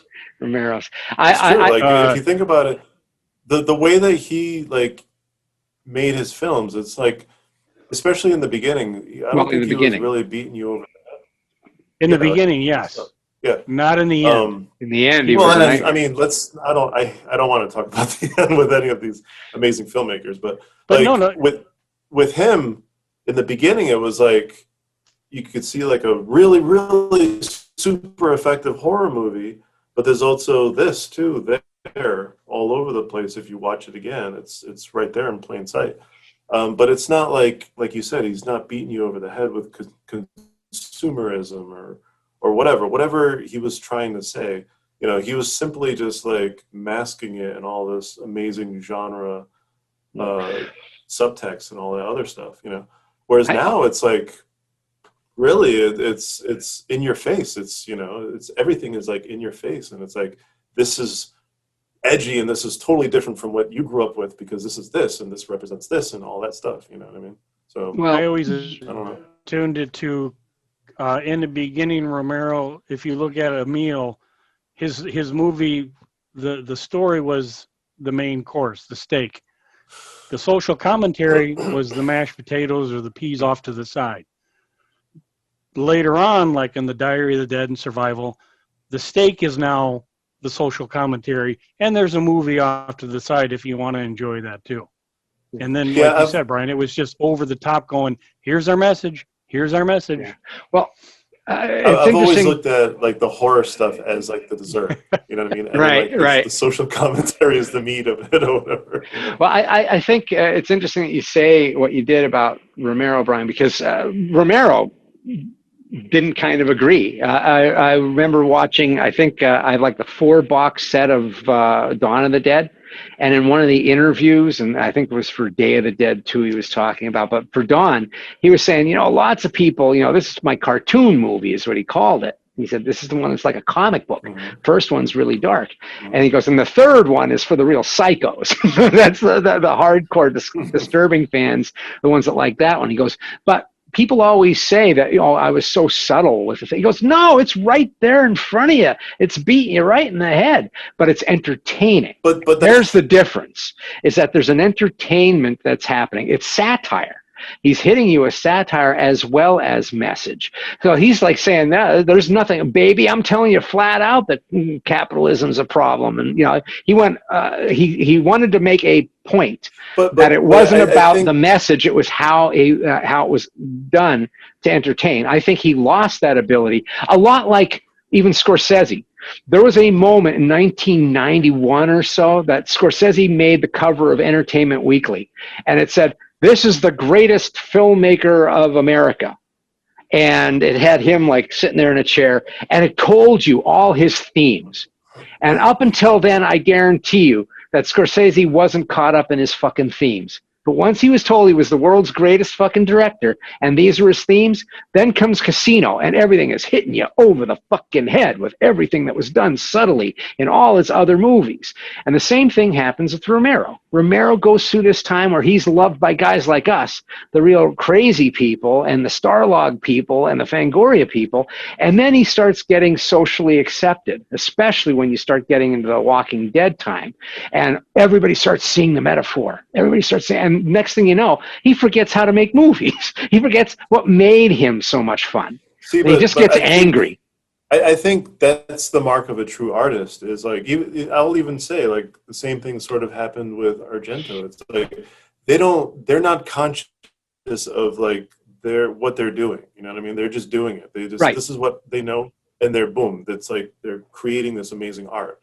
And for us, it's like, you know, like, okay, in interviews, he'll probably be like, or was, oh, I was fucking hitting you over the head with this stuff. And if you weren't paying attention, I don't know what, because, like, it's right there in front of you. But for him, it's right there in front of everybody to see. But he does it in such a way that it's like, that is an auteur telling you a story, telling you a narrative, telling you all this social commentary, but in such a beautiful storytelling manner. You know? Well, that's interesting that you say it like that, because I was just watching it was about music. There's this guy, Rick Bedio or whatever, on YouTube, and he does this thing, what makes this song great? And he also has these little side things where he talks to guitarists about guitarists. And he goes, what is it about tone? You know, there are Eddie Van Halen, Jimmy Page, Jeff Beck, and he goes down this list of all these guys. He goes, all of them, you can hear 3 notes and you know it's them. They're all great, but none of them sound the same. Yet they're playing the same guitars, and they have the same knobs. What is it? And so they talked about tone, and they said, the people we remember, because Brian May only has 2 sounds, but those are him. He goes, the people that we remember are the ones that whatever the sound is that's in their head, they somehow got it to actually come out of the guitar. They got that sound. Once they had their sound literally come out, it was them really coming out in the persona. And so I think that can be said for the filmmakers as well, that you may be onto something, that idea of the auteur isn't so... You know, I think people kind of blanch at the auteur thing because they think that it's so intellectual. But the reality is it's really a certain type of bread that was made in France, right? Yes, sir. Just a little side note for you, or anybody that loves music. Christian, like, I don't know if you want to write this down, but Christian James Hand, he does something on Instagram. He's under King Trut, like at King Trut, and also at The Session or something like that on Instagram. Okay. But what he does, every day around 11 a.m. or noon or something, Western time or Pacific time, and then he'll sometimes do it in the evening. He'll take a song and he'll break it into all the instruments and then end it with the singer, right? So it's like he gets to like dissect everything, the essence, why this guy did this like drum fill in this particular part, what happened during the recording of this guitar or whatever. You know, it's amazing. Like, if you love music, I think, Scott, you're an appreciator of why like things are, you know, done a certain way when it comes to music. You know, like I know you shared that Eddie Van Halen Eruption video and stuff. Like, there's just like little nuances that you don't pick up in other Eruption performances, like in that one, you know. So like he plays all these tracks. Like yesterday, I think he played Suspicious Minds. Oh wow! And holy shit, the way that they created that song, caught on a track. Oh my god, it's amazing. It's like it blows your mind what went into creating that song or whatever. So, but like, to your point, because I'm bringing this all back around, is like, a lot of these artists, like, I think once they start to get to know, like, my secret recipe, this is what the people love. That's what the people are going to get from now until they right. sadly pass away. Right. But they don't understand that it's what made them who they are. You know what I mean? Like the Argentos, the Romeros, all those guys, like they were just starving young artists at one point. And they were doing what they just felt that they knew how to do, everybody can grab a camera and point at a certain thing and tell a story. Anybody can do that. But in order to do that and make it memorable, to me, that's an artist. That's an auteur taking a guitar and playing it their own way and making it memorable. You know what I mean? That's like, one of the. I feel like the same thing. That's one of the great points that was made Scorsese. with auteur theory. One of the great things that I heard about that was they said, if you think this is serendipity, think of Francis Ford Coppola doing Jaws and Spielberg doing The Godfather. What would those movies be? And it's like, yeah, I mean, you could have the same script, you could have all the same people involved, you could have the same director of photography and all of that, but how they put together a scene and what they think is important about a story are two completely different things. And so I don't even want to think what Coppola would have done to Jaws, but I'm gonna message you a link to what I just talked about that. All right, yeah, I wrote them on my notes, Christian James Hand. But yeah, I also want to go. I'm going to go the unpopular route, the unpopular thought too about the whole thing with Romero and stuff. I think that horror has always been talking about social messages, and it has pretty much been hitting you on the head in some ways. Like Them is not subtle. None of these movies are subtle, right? But the audience has changed. What the audience thinks is important and what the audience feels is the message has changed, and it's not always comfortable. And what we consider sometimes, man, that's so obvious and everything. It's because it's obvious to us because we've been around for 50 some years, some of us. And we've heard these arguments a million times. We've seen these things a whole bunch of times. That does not mean that these movies are necessarily, now there are ones that are. I mean, like Joe Dante's Homecoming. I shouldn't be mean. I don't want to be mean. But that was terrible. It was so in your face, and it didn't even go where I thought would be interesting. What would have been interesting would have been like the government agencies all champion the dead guys, and turn them into like people, put them on Kellogg's cornflakes and stuff. That would be the thing. You take the moral outrage and you commodify it. That would have been satire. But instead it was this whole thing of dead soldiers coming back to go after the people who wanted to go for war. And it was like, God, this really feels like burning tires. It's just so angry and wrong-headed. But I think a lot of times, I was doing this thing where I was somebody was interviewing me for stuff, and I was saying that, the things have always been social. It's always been about social messages and stuff like that. But sometimes you're just on the other side of the social message. The social message is not necessarily for you. And I felt that way when I watched Joker. I was like, Joker, some people were just going absolutely crazy for it. And I was like, this is like Easy Rider. Easy Rider, if you look at it now, if you're like a kid watching it, you're like, it makes no sense. It's just guys on motorcycling around. But at that moment, in that social moment, the difference between people over 30 and under 30, that movie spoke. The idea that there were guys that were going to make money on drugs, and that was somehow your anti-hero, and all of that stuff, the weird thing that goes on in New Orleans, all of that spoke to a mindset that the other group above that were going, well, that's just fucking ridiculous. That's irresponsible. I had that same weird feeling with Joker, and I was like, this is because I don't have the same issues. I can sit there and tell you to pull yourself up by your bootstraps and why don't you save all your money instead of going to get lattes and stuff. And it's like, the rules are not the same. I'm thinking of something that happened in 1984, right? You could save that fucking money in 1984 and maybe you get something like a beater car, and then your life changes. But it's just not the same rules anymore. And I'm not even aware of how it's not the same rules until I talk to someone who's like in their 20s, and I'm like, oh, you're fucking kidding me. It's like that, Jesus. So I don't know, but you know what hit me in the head with that notion that you were just talking about the other day. I sold something. I'm not going to disclose what I sold because we're on a public forum. Ham sandwich.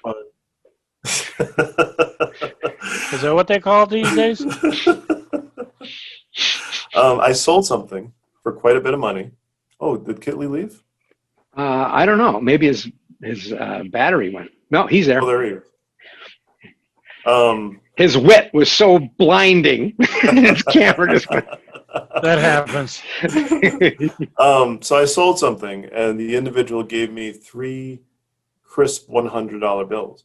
And I was like, wow. Like, you know, because normally these days it's like, oh, Venmo me this or PayPal me this, whatever. It's like you don't even see cash anymore. It's like there's these numbers like in your phone or that are on a screen somewhere, and that's what you have. That's the worth of your value monetarily, right?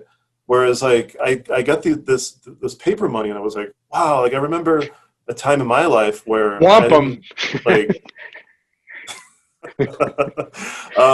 where like I have a phone that reads my face and it unlocks, and then I'll hit the app, and then again it'll read my face and then unlock my account, and then I see the numbers on the screen that tell me what I have or what I got paid or whatever. But it's not like I remember I had a paper route and I would get cash for my paper route, and I remember going to the store to get me some Air Jordans with my first, pay or whatever, and it was cash. It was all just like I gave the guy cash. I got my Air Jordans. They're physical. Boom, boom, boom. Now it's like, you have these numbers on the screen,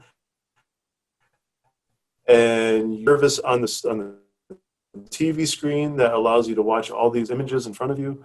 You know what I mean? It's not like it's not physical anymore, and it's so weird that it's like that.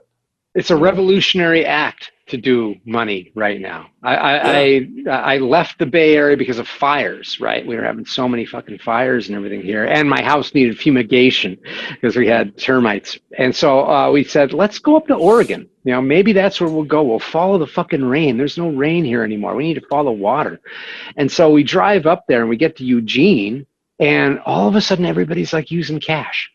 And it's all about mask, no mask kind of thing. It's like, if you have the card, it's 2 transactions. If you give me money, it's 1.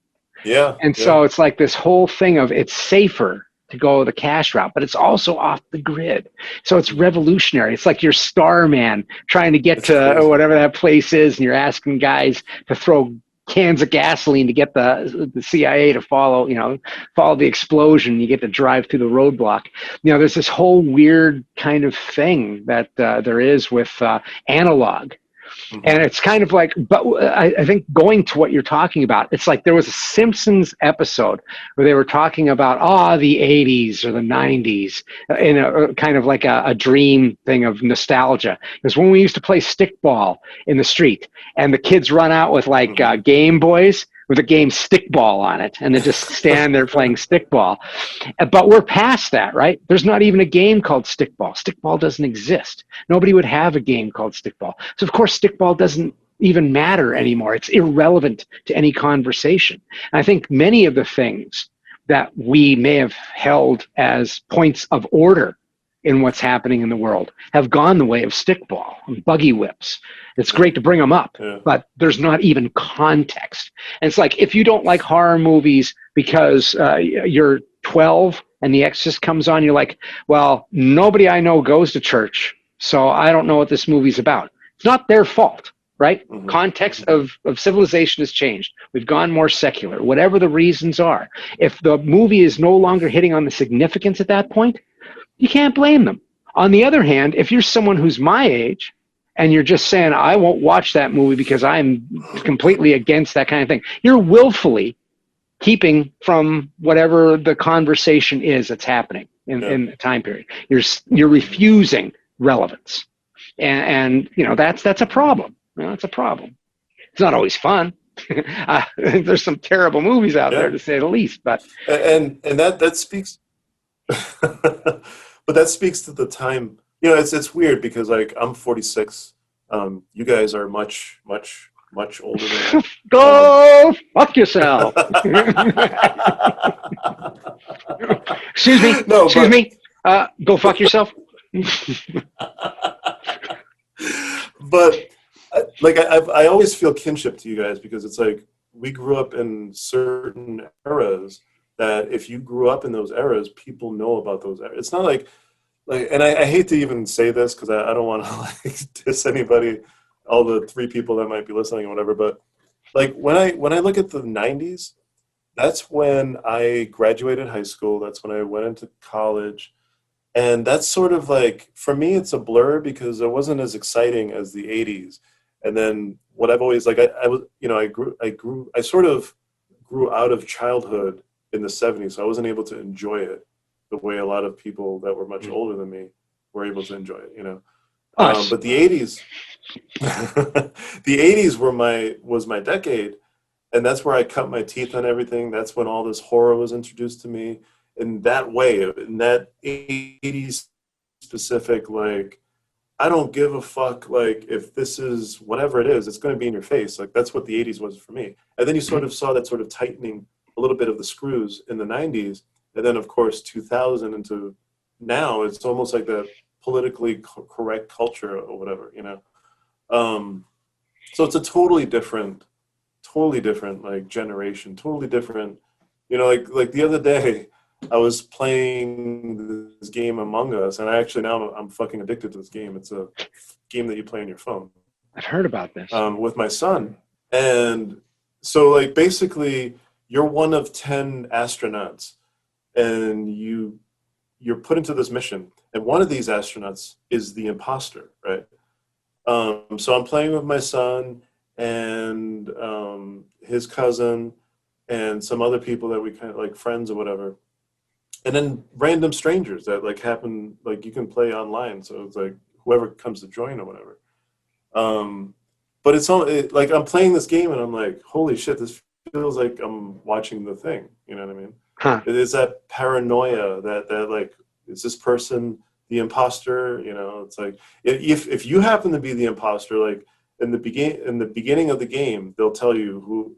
If you're the imposter, they'll tell you. So like in the beginning, if you're told that you're the imposter, now you have to like, your mission is to sabotage the ship and then kill the crew. You know what I mean? But you're supposed to do it in such a way that it's very stealthy and like you're in the thing, like you're the thing. You know what I mean? So it was like that mentality. I don't think I would have. Like my son doesn't have that mentality because he didn't grow up watching some of these 80s things like They Live and Thing or whatever. So it's like it's weird because it's like, are they appreciating it on the same level that I am appreciating it? You know what I mean? Or are they just simply playing this game because it's a brand new experience to them? You know, obviously that's what the case is, but it's such a weird, you know, when we talk about generational gaps and, you know, the fact that like technology has got this stronghold on humanity now. You know, you can't go anywhere without pulling out your phone or whatever. Just like, you know, you're attached to it. It's like Videodrome or whatever, you know. Whereas like when we were growing up, we were seeing those themes in these movies and we were cutting our teeth with that philosophy. And now we're seeing it happen around us. And it's like, it's almost like we're Eddie from A Stranger in a Strange Land. You know, we're that album cover now. You know what I mean? Like we are a part of it, but we still feel so strange from all this, you know. Even I was talking to somebody in the Giallo room, just messaging back and forth or whatever, and we were appreciating an Edwidge Fenwick film, right? But we were talking about it like these connoisseurs, like, you know, like it's not about just like tits and nudity and whatever. Right. It was more about like, oh man, like her presence in these films were amazing. And they, like, if you were to substitute her with anybody else, totally different film. It just doesn't have the same vibe or whatever. So we're talking about it on that kind of level. And meanwhile, I do a thing every Friday called #Fenwick Friday, and I'll put some photos of Edwidge Fenwick on there. And so I'm talking with this individual, and meanwhile, I'm getting all these likes on this post, and I'm also getting like, oh my God, that's a piece of ass and all this stuff, you know, all these whatever comments going back and forth.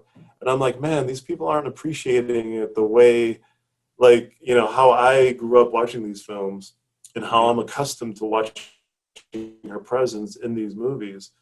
These people, probably younger, they're probably just seeing a pretty face and they're just hitting like or love or whatever. Right. And they're talking all this lewd stuff and they're seeing the topical thing. And they're not moving past that and seeing, like, you know, what John labeled earlier as the meat, the potatoes of this thing. You know what I mean? Yeah, I think I don't know, I think the universal stuff, the things that are going to last, like John Carpenter's The Thing, you know, and we'll see if it lasts another 30 years, but it's done pretty fucking good. It's gotten its own heat. But I think there are certain things that are universal, that it doesn't matter what the technology is now or whatever. It's going to still, the idea of lack of identity, the idea of an interloper, the idea that someone's not who they say they are, is going to sabotage us. That goes all the way back to the first campfire, right? You know, don't go out in the woods, don't go to the next tribe, whatever it is. So it changes in what it looks like. But I think The Thing will be something that they'll understand. They may not understand the TNA film, right? They may not get it in the same way that you got it, because there's just a little bit of a difference in what the hop is. But the piece of ass is always going to be universal, and that's the thing. You may have had this one moment where what you were talking about had this great wrinkle, but afterwards it went back to, you know, the thoughts that people have had forever and a day. I think about technology all the time because fucking that's what Mary Shelley was talking about. It's the Industrial Revolution. I mean, so we have always been struggling against what happens to our humanity as we continue to fight against the monsters of machines. I mean, that's the whole thing of science fiction. Science fiction's concept is, or their big question. Horror's big question is, where do monsters come from? At least I think. And then the science fiction idea is, how do we live with technology? And their thing is always, it doesn't go well. But it's more dystopic now than it used to be. You know, I had my wife on. She's a science fiction fan, and I had her on the show because we needed to put out a show. And she was like, you know, I don't like horror. I like science fiction. Great episode, by the way. Great episode. Thank you. And, you know, great episode. It was so much fun. I love that perspective. Yeah. And she let me know that, you know, there was things have changed so much for science fiction. It used to be where the Asimov thing was, you know, things are hard, but it's going to get better. We don't have that in science fiction anymore. It has kind of melded more into the horror world because horror has its, the payoff is a little bit different in that. So yeah, it's interesting. I think about that often, like what was at one time progressive is now a problem. And I think you can go all the way back to like the Rat Pack. You know, the Rat Pack at one point, that was about as progressive as you could get. A black Jewish one-eyed guy hanging out with an Italian guy and Jewish guys, and they made all the jokes that they shouldn't be making, and they're having fun after the war, after doing all that stuff that they needed to do to survive the war. Then they're them, you know, and everybody wants to be the Rat Pack until a certain point. And it's like, you know, the Rat Pack, they were kind of dicks. And as it goes on, as time passes, it looks less and less progressive. But that's, you know, I think every generation only gets progressive to the level of their comfort zone. We all have a dragon to slay in our lifetime. And we focus on that dragon, we miss all the other dragons that are there, that the next generation, because we killed that dragon, they start at that level. And then they go, well, what about this? It's like, oh, disregard that. You know, well, we weren't talking about that. Didn't you notice how we had Sammy Davis Jr.? He was a fucking, you know, and it's interesting, you know. So, you know, what can you say when that kind of thing happens? I'm glad that I grew up when I did. You talked about the 80s, and that's where I truly came into myself. But I had my identity formed, and maybe that's why I'm as weird as I am about movies, and especially horror films. I grew up while The Godfather was in the movie theaters, right? I grew up when Taxi Driver was in the theaters, all these movies, MASH.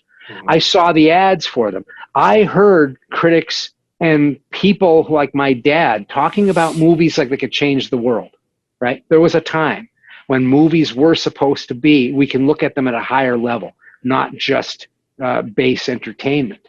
So I grew up at a time where it's like, well, why can't horror movies be that? I was like, well, why not? And I was there for The Exorcist getting getting nominated for an Oscar, right? So for me, it was like common sense that movies are important. Movies are changing the way that people think. Why can't horror be given that fucking gratitude as well? And so I think that's why where you go for the all. I kind of punk rocked it too, and metalheaded it definitely in the '80s. And I love that brashness. But I also come from this thing of, hey, it can have message. It can be artistic and entertaining. It can have this stuff. There's no reason it has to be. I don't have to pretend to be smart, to be dumber than I am, just to be liked, right? I don't know if you guys had that problem, but I did as a kid, pretending that I wasn't as smart as I was, because there's always somebody who's going to go, you think you're better than me, don't you? Yeah. I didn't have to pretend. Yeah. I was just gonna say I have dyslexia, so I never had to pretend I was actually trying to be smart. But yeah, I came to the realization that I didn't care to be part of that group or that. Yeah, me too. Whether I mean it's a rough road to get there, but at a certain point you're just like, fuck it, I'm gonna enjoy what I like, and I don't care. Yeah. God bless the nerds. God bless when them. did that, still feel that way. When did that happen to you? Last week. Like, when last did week. that happen for you? Last week. This morning. Yeah. I burnt the waffles. It was in high school. I mean, because Star Wars came out when I was in middle school, and no, I couldn't. The weird thing is I couldn't understand why everybody wasn't seeing that movie the way I saw it. Yeah. That it was that big of a deal. Mm-hmm. So by the time I got to high school, I could give a rat's ass what everybody thought. Yeah. Yeah. So you became obsessed with films at a younger age, if you think about it, it's weird. Like, as a parent, I'll take a look at some of my son's friends and whatnot, and I'll just be like, man, why doesn't, like, Diego, my son, he loves Star Wars. Like, he's immersed in the same way that I was immersed, like, when I was growing up. And it's like, when you see his peers, it's like for example, his cousin is 10, and she recently finished watching The Mandalorian. And I was like, oh, that's awesome. So you've seen films? And she's like, no. And I was like, wait, what? Like, you didn't want to watch the movies first and then delve into that or whatever? And she was like, no, I just wanted to see Baby Yoda or whatever. Right. And I was like, oh, okay. But it's like, it's so weird for me. Like, just the mentality, like us sitting here talking about films. Like, for somebody else, that's not a good time. That's like, they'd rather go get drunk or do whatever, Whereas us, it's like, this is our sweet spot, Like, we work all day, we do all this shit, and then it's like we get a little bit of time for us to do this, to, focus on movies, like fucking films, like make-believe shit, right? But for us, it's like, it's that different level of, like, we just understand it at different, I'm not trying to, like, No, it's just a difference between what I guess we could label as normal people. I mean, if you're a movie person, mm-hmm. you don't have to explain it. You get it. A movie at some point in your life changed your life. Yeah. And usually for the better. But I mean, I don't think my dad watched 3 movies in his entire life. Isn't that crazy? But it didn't mean anything to him, and maybe because it's a different generation where it was all work. But I know Scott has talked about movies with his father. So, and I know friends that have had either grandparents or parents that brought them into the movie world. I didn't have that. So it's just a matter of, on the same token, there's people that can tell you that when they were there when Hank Aaron broke the record for the home run, and it was an emotional moment. Right. And they tell me that, and I'm looking at it like it's a baseball game. So it's the same context. Yeah. Oh yeah. In that same vein, though, like my previous manager, my previous boss, he's Italian, right? So he grew up like he's from Italy. Like he grew up in Italy, and so like I was talking to him, and he's like sort of like I would say like late 40s, early 50s, whatever.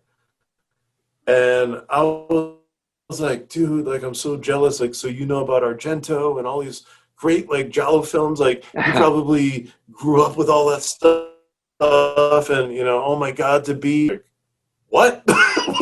You're speaking fucking foreign to me because I don't understand what's going on now. Like he literally took my heart and fucking did this to it, right? And but is that why he's your old boss? What's that? Is that why he's your old boss? Yeah, he's buried out in the mark in the back. No, but like it was just so mind blowing to me because I couldn't get it. But like you said, it's like he's more interested in guns and he's more interested in football and things like that. Mm-hmm. We are all geeks. Beers and whatever. We are all geeks. We all practice in geek art. Shape or form, right? But there are more socially acceptable forms of geekdom. Sports being one that's very huge. Like getting drunk. Getting drunk. People throw balls at each other. Yeah. Heavy metal was another subculture that I was in that if you got it, you got it. And you in skateboarding, you can talk with somebody who's a skateboarder, I'll bet, or somebody who does skateboard. You can hang with them for hours. People who are guitarists, people who are musicians can noodle forever. I have a friend who's like, can you just go back to playing the bass, dude? Because I need someone to jam with. And he just wants to fucking jam. And I'm like, I could do it for an hour maybe, but he wants to spend the whole day talking, right? And that's his talk, is the music. So we find our things, and some are socially acceptable, and some get you girls and all of that. And then there's the nerds, right? The geeks. And I mean, I'm not going to... Yeah, I'm not going to push you guys into the same box that I was in. But what I'll say is that God bless the nerds, because what I found is that we were the really strong-willed people. We had all the reason in the world to not continue to love what we love. We had all the reason to give up what we wanted to do. We were ridiculed for it. We were ostracized by it. We were told by our parents that this was dumb and you're wasting your time and you're wasting your money. And all those are good reasons. I want to belong. I want to be loved. I want to be with everybody else. And yet somehow, even though it hurt to be alone, the passion was bigger than that. The intestinal fortitude, the identity of me was bigger than that. It kept me obsessed. I think a lot of that, what we were into, whether it be the music or the movies, that gave us the family that we didn't have and not family, personal family, but that group of gathering or that your tribe, that was replaced with the movies and the music because we got that and it got us. It spoke to us. I will say, like, speaking to that, like, for me, like, my day would be like, like, I was a latchkey kid growing up. Here. So it's like I would hop on my skateboard, skate while listening to, like, hardcore punk rock at the time or whatever. In my head, my Sony Walkman or whatever, but it was a knockoff because my parents couldn't afford the real Sony one. So I would skate to like West Coast Video, pick up a video so I can watch it at home later on. And then I would skate to the comic book shop, get my folder of comic books in there, and then get home or probably like get something to eat or whatever, and then go home. And then around that time, my friend would call me on the phone and like probably he'd come over and we'd either play video games or do like Dungeons and Dragons or whatever. And then, like, I would sit down and watch, like, whatever I rented, or, like, I would leaf through the comic books or whatever. So it was, like, for me, it felt very, like, solitude. Like, it felt very, like a skateboard is something it's not a team sport. You could just do it yourself. Right. Punk rock music is speaking to you, the listener, and you're sitting home watching these Italian movies or whatever, and it's, like for me, it felt very much like an escape. You know what I mean? It was like my mom would be working the third shift, and I didn't have a father, so it was like, for me, the friends that I had were the friends that I still have. You know what I mean? Like back then, I still talk to these people. So it was like to your point, John, it felt like the friends that I had were family. but it wasn't like I was like, honestly, I didn't seek like horror conventions and whatnot until much later, like in the 2000s even, I would say. And like even conventions period, like I was a huge like comic book guy, but I never really went to these comic book conventions because I don't know, like I don't know if it had to do with just me being an anxious kid that didn't like being in a crowded room with people or whatever, or it was just very, for me, it was very solitude. It was very like lone, like I could do all this stuff, me, like myself, whatever. I could feed my brain, I can enjoy myself, entertain myself, but it's all me doing it. You know what I mean? And I'm not sure if that's like selfish or whatever, but you know, it was like one of those things. It's like we kind of, when I got into graffiti, for example, like it was me and the can, like backpack full of cans, and then I'm going out like before my mom gets home really late at night, and I'm doing it, and I'm like spray painting like on a train or a wall or whatever. Thrill of just being by myself and doing this, you know, putting art on the wall or whatever. Splendid so like, isolation. Yeah. And it didn't really, for me, it wasn't like I was like seeking a tribe or whatever. I was just into these things, and it just happened to like I meet people with these things or whatever, you know. Yeah. I will say, like on the flip side of that, like I really didn't feel that camaraderie or whatever, the family kind of thing, until Cinema Wasteland. Like I don't mean to like have this as a plug for Cinema Wasteland, but I felt like holy shit, like I'm standing here, I don't have to like hide the fact that I love demons or whatever, like any like horror movie that I love. I could be super open, and I'm getting new information from some of these people. Like, so it was very like almost like a coming out. Like I felt like Cinema Wasteland was like a coming out of like, you know, I don't have to hide in the shadows, I don't have to do this or whatever.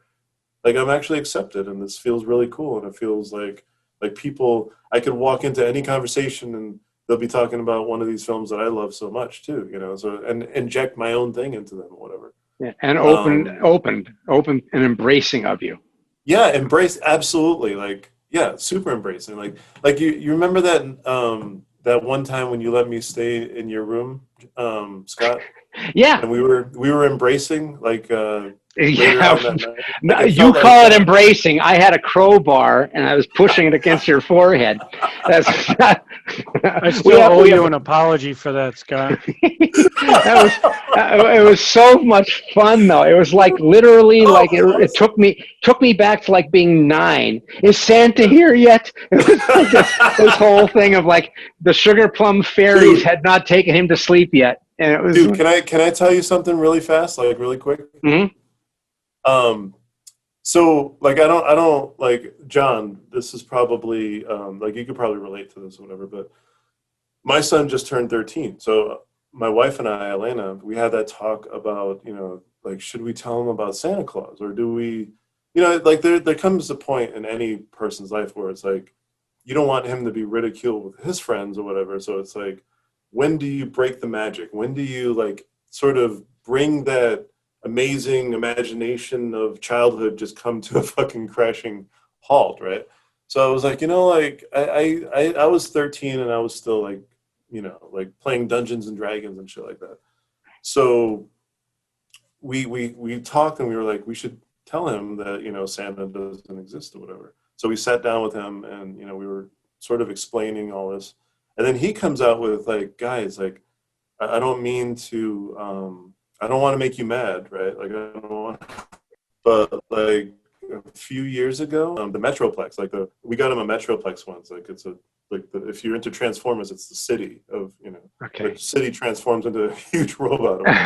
So we found it on eBay, and of course, Elena, my wife, she ordered it, but I guess she had it back then on her phone. So he shares her phone a lot to like play video games. So he opened it and he saw it a few years back. So he was like, I hate to tell you, but I kind of already knew when I opened up that eBay and I saw my gift that was under the tree right there. So I was just kind of like going along with you guys all these years. So me and my wife are like, what the fuck, this kid, man, that's crazy.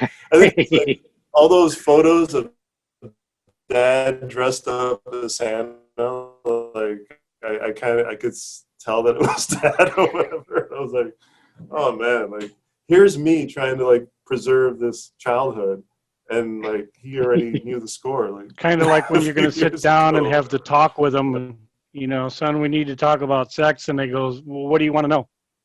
Right. Oh my God. So I just realized, hey, thanks everybody who's answered, anybody who was in chat, because my computer, which is running the live, we have people in chat. They've been chatting, and I haven't seen any of the chat. It hasn't refreshed on my computer. I'm afraid to hit refresh because I don't want to lose the live feed. So I just went on my phone. I see all these people have been talking and asking me questions, and I feel like a dick because it's like, well, it doesn't look like they were asking me questions as much as it was just like somebody ordered John's book, which is great. And we had some people just agreeing with some of the things that we had to say. So wonderful. I wasn't ignoring you guys. I just looked at my phone and realized that we have people who are watching and people who are putting out a huge amount of text saying nice things about the show. So we have like 1,000 like people watching right now. Right. They're all like, what the hell? These guys are arrogant. They just keep talking. God, I gotta like. Anybody have anything that they want to ask us? Feel free to I'll ignore that too. But, I will say one thing about the conventions. I don't think when I first went to them, I don't think I was seeking the camaraderie because I didn't realize it was there. Mm-hmm. But when you walk into a convention and realize that all this stuff that kind of like Brian, you were talking about, that it was all personal and was all you. Yeah. When you realize that there's 200,000 people just like you. Right. And it helps you not necessarily come out of the shadows, but realize you're not the only one. Right. That there's tons of other people that have that same passion. And I mean, I can just still remember standing at a dealer table, hearing these people talk about films with that same passion and going, holy crap. It's, it's not me. I'm not a weirdo or a geek because I have this strong passion for these movies, that there's a ton of other people out there. So it was kind of reaffirming. I'm not a weirdo because I love Van Helsing so much. You know what I mean? Like there's one other soul. Well, yeah. Well, it's the same with Brian. It was the same with the metal community too. I mean, I said that I used the term splendid isolation earlier, and that's actually an old Warren Zevon song talking about, I don't need no one. I have a castle of my own about me, and I'm happy with a company. And it was imposed upon me as a kid. I mean, divorce in a family early where I was pretty bad. Kind of kids were like, what's wrong with you? But it was also, I was part of this religion that said the world was going to end in 1975, and it didn't. So that made me a real weirdo. And just like anybody else, I follow what my parents said. How did I know that they were out of their fucking skulls with this thing? And I was like, say things like, Santa doesn't exist. He's actually a pagan beast. And it's one that didn't make me very popular. So I was kind of isolated, and books were my friends, and music was my friends, and movies were my friends, and nobody wanted to be my friend, right? And so metal was really before movies. Movies I would talk about, and people thought I was a real freak. There was one other weirdo that liked Jerry Lewis, like I liked Jerry Lewis at that time, and I didn't want to be associated with him. And I'm like, oh, fuck, so that's what Jerry Lewis fans are like. I got to stop liking Jerry Lewis. He's a real weirdo. But, all of that stuff, just how isolated and twisted you get because of that. And so metal was my first thing when I found a music that felt like how I felt inside. And it was fast, and it was something that I remember very well, walking to school with albums and putting, I think I had, like, weirdly enough, REO Speedwagons, You Can Tune a Piano, You Can't Tune a Fish, that album. And I had Judas Priest's British Steel. So British Steel went up front. And so I'm walking, so I could be walking to school with British Steel. made friends on the way to school. People who hated me or people that I thought were going to beat me up suddenly were like my friends. I could speak the language. And that was really uncomfortable for a little bit because I was this weird churchy boy, right? And before you know it, I'm completely long hair, decked out in leather and stuff, and really having problems at home because of it. But these were kids that used to beat me up, And all of a sudden, it's like, hey, kid, can I tell cool song. Can I tell you a stalker story real quick, like regarding okay, you and me? No, actually, me and Scott. Okay, and it was totally innocent. It's totally like. I didn't stalk you on purpose. Okay. Okay. Random stalking. But no, like the other night, I'm like going through my Facebook, and sometimes you'll see like a random like so-and-so commented on this or whatever. Oh yeah. So I saw you commented on the Judas Priest thing. And then I noticed like you went back and forth with this individual, and I was like, man, so like Scott's over here telling like his like dude, I respect you on like such a high level because you have such a way of you're so nuanced in like a lot of the things that you love, you know what I mean? So the way that you were talking regarding like the book and things like that, and the other individual was like, well, I didn't see it as like entertaining, it was this and blah blah blah. Right.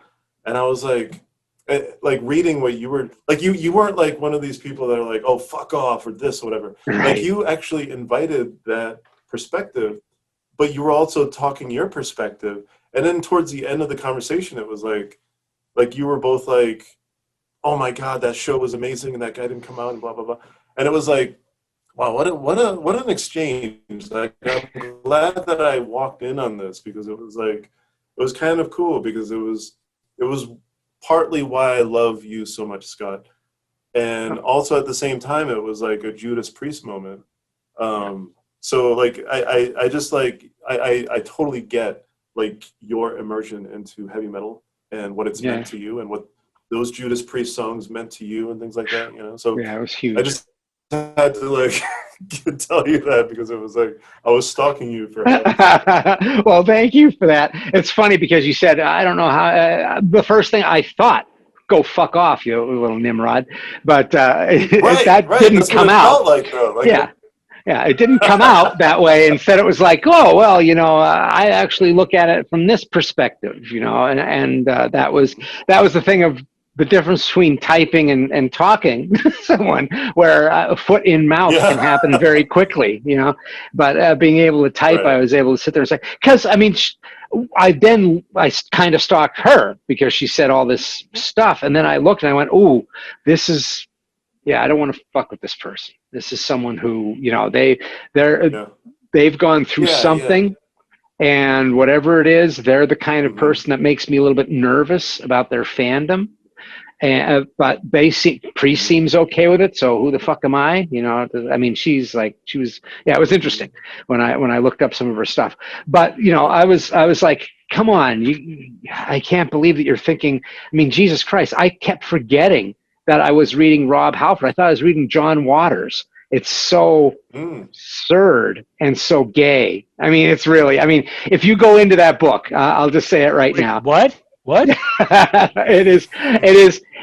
He's not hiding the fact of who he is, but it's amazing to think how lonely he really was. Here's this guy who, outside of Ozzy Osbourne, he may have been the most synonymous face and voice and image of heavy metal, something of which he was helping create. Yep. And he was the lonely guy drinking himself in a hotel because he was afraid he'd get caught. And it would hurt the band, and it would hurt his friends.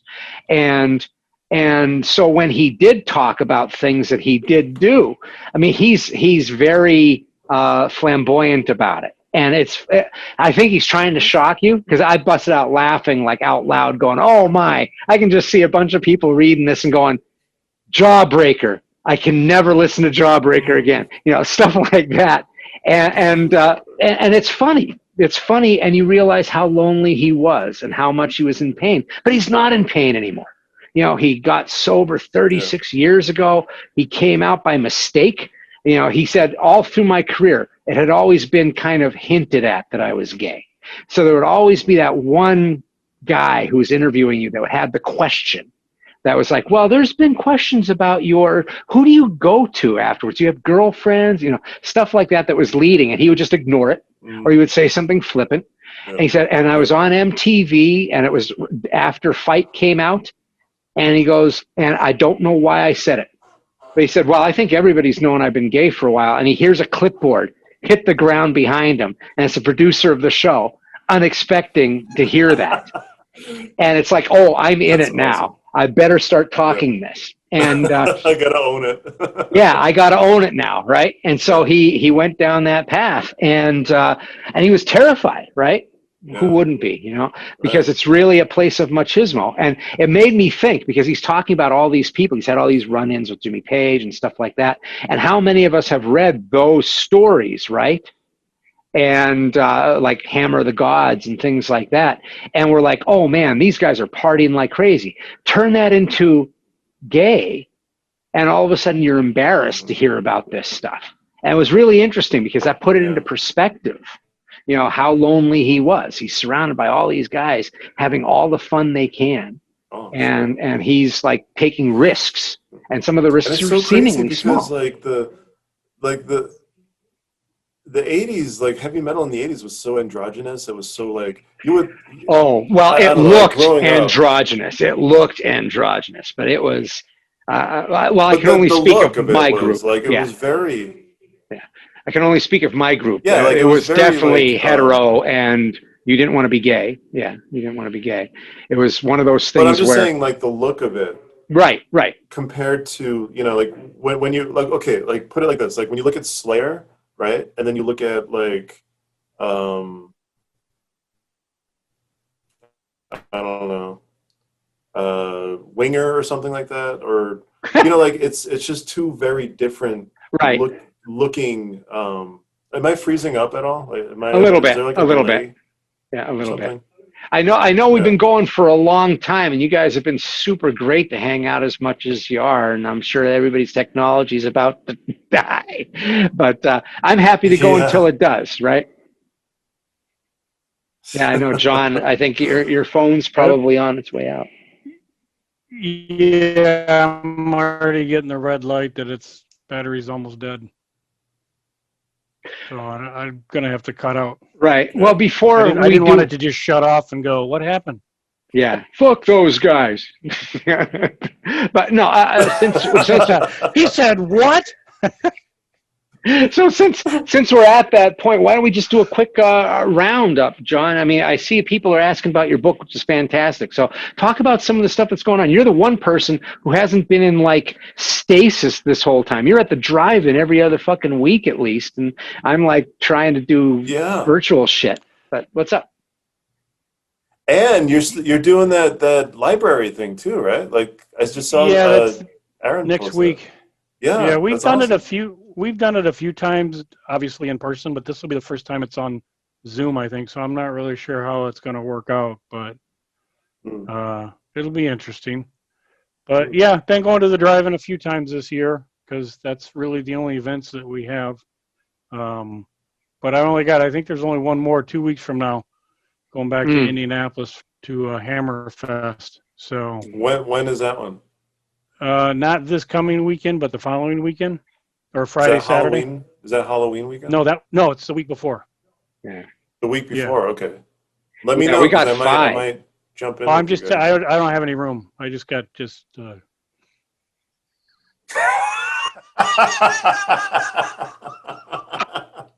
room in the 7-seater van. Sorry, Brian. I got my chair. I got my blanket. My bowling balls. I brought a bunch of bowling balls and mannequins. My cooler. It's a big cooler. Yeah, I swim in the cooler in the summer. I'm just gonna fucking show up. I don't even care. But no, they're showing 8 different Hammer films over 2 nights. Wow. And 2 of them I've seen on the big screen, but the rest I have not. Okay. So that's so, and it's going to be like, I don't know, 30 or 40 degrees at night. Yeah. So I don't think we'll be outside watching these. I think it might be a little too cold. So you admit that we might actually be huddled together. Like I said, the van is full. Yeah. I need to get to a drive-in. They've opened drive-ins here. I am so missing the theater experience, to sit with others and watch. Well, I mean, the drive-in experience is completely different anyway. Oh yeah. But it's even better now because it's like this is the only outlet that some of the fans have. Mm-hmm. So, I mean, this last weekend it was for Halloween 1, 2, 4, and 5. And I was amazed. 1, 2, 4, and 5. It was packed. Well, they were doing a Michael Myers theme, right? So they wanted to skip the third one. But I mean, they had a huge line of people waiting to get in, and it was really, really cool. So, but yeah, other than that, I mean, I've been working the whole time, so I feel sorry for those that have not. Although I kind of somewhat envious because I have been working the whole time. But yeah, just you've probably been able to hold on to time better. I mean, time management fell away for me. I just lost. Well, I never seem to have time management. There's always 100 things that I haven't gotten to yet. So that has never stopped. So, but again, it keeps you busy, keeps you motivated, and keeps you from going crazy. I never realized how much of a creature of regiment I am until, everything kind of fell away, schedules fell away. And it's weird how little I can get done in a day. Like, it's disgraceful. I don't know if that's what it used to be like in the 20s or the teens or the 1800s, whatever, back when the world didn't move like it did. But I'm like, I only got 4 things done today, and one of them was tying my shoes. It's like, what the fuck is wrong with me? Yeah. How about you, Brian? What's up with you? What's up with me? I will only mention that I've gotten back to shooting and editing these dumb videos about Giallo films. So that said, your guys' books are available on Amazon, right? Like, you guys, what's the name of your books? You should fucking tell everybody the name of these amazing books. Available now on Amazon. Go ahead, John. Mine is... I only did that to see John get up. Right. Thank you, Brian. No, you can't see that. Mine's Discover the Horror, which I put in the comment section. And yes, they are both available on Amazon. Nice. And my book is Screaming for Pleasure, How Horror Makes You Happy and Healthy. And you can find it on Amazon. And if you don't like Amazon, I've got a couple indie places on my website, Hellbent for Horror, that you can take a look at and buy it by the person who is struggling to stay alive right now, those small bookstores, trying to help them as much as possible. So if you have the ISBN number, you can get it sent directly to your favorite small mom and pop bookstore and get it be seen in that way. There's also Kindle, and I'm thinking about doing a spoken word of it or whatever that's called. You should. Oh shit! Thinking of doing an audio book. Fuck yeah! Yes. So one of the things I've got a couple. That's great. I had nothing going on. Like, I had an entire year I had a dozen different cons I was supposed to go to. I was going to be on panels, all this shit. I was like, this is my year. Holy shit, I might actually be able to make a dime at this. Who knows? And plop, everything goes away, right? Everything dies. And I've done nothing. And then everybody wants me in October all of a sudden. It's like, so I've been really lucky because it's all virtual. So I'm going to be at the Phoenix Horror Con. I've done a one-man show of my horror manifesto. I did a video of it. So it's actually a video version instead of me standing there dryly speaking of it. There's all sorts of visual images. That's going to be at you can go to Phoenix Fear Con and find me there. I'm one of the guests. Also Mile High Con, which is starting on the 20th of October. I'm doing a reading. That's more of a book convention. So I'm doing a reading of chapter 2 of my book, which is about The Thing and my father going to see The Thing. And I've done a video version of that. I've been doing the Salem Horror Film Festival. I was doing emceeing I may be on this weekend. We'll see if they sold enough tickets, but they're doing Zoom meetings with people like Joe Dante and stuff. I think this week is Michael Berryman and Linnea Quigley, and I know one week is John Waters. I'm going to try my damnedest to get to speak to John Waters, which would be fun. But I also have a library thing that's happening for Torrance Public Library on the 26th. I'm going to be doing my horror manifesto, a video version of that, and then Q&A. And in November, I'm going to be at Webster College, Aaron Abuchon's thing. He's asked me to come and talk about The Thing and my dad, because that's always a winner. Two people seeing two different movies completely. So all of a sudden, it sounds like I'm busy. It sounds like I'm a really great guy, but really, I've been trying to figure out how to tie my shoes and watching way too many cat videos. And actually, Fail Army. I've become a Fail Army junkie. Look at those people falling on their heads. That's been my life. True horror. So I'll always be coffee boy. All right, my phone's flashing, so I'm about to. All right. Hey, this was great fun, fellas. Thanks so much, everybody. And thanks for listening to the show. Hellbent for Horror was written and broadcast by me, S.A. Bradley, and produced by me and Lisa Gorski. You can find more on our website, hellbentforhorror.com, and I'm also on Facebook at facebook.com/Hellbent for Horror, and my Twitter handle is Hellbent Horror. Please hit that subscribe button to get H4H hot off the press. And if you can do a review on iTunes or whatever app you listen to us on, that really helps people get to find us. And now for some Hellbent for Horror news. The podcast is available on some more outlets now, so you can listen to H4H on Spotify, iHeartRadio, and TuneIn Radio, as well as the regular iTunes, Android, and Amazon apps.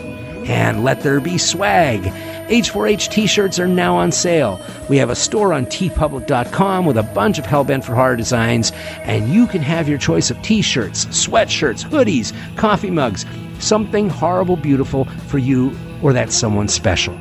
The link to the merchandise store is on our website, hellbentforhorror.com. And until we meet again, stay hellbent.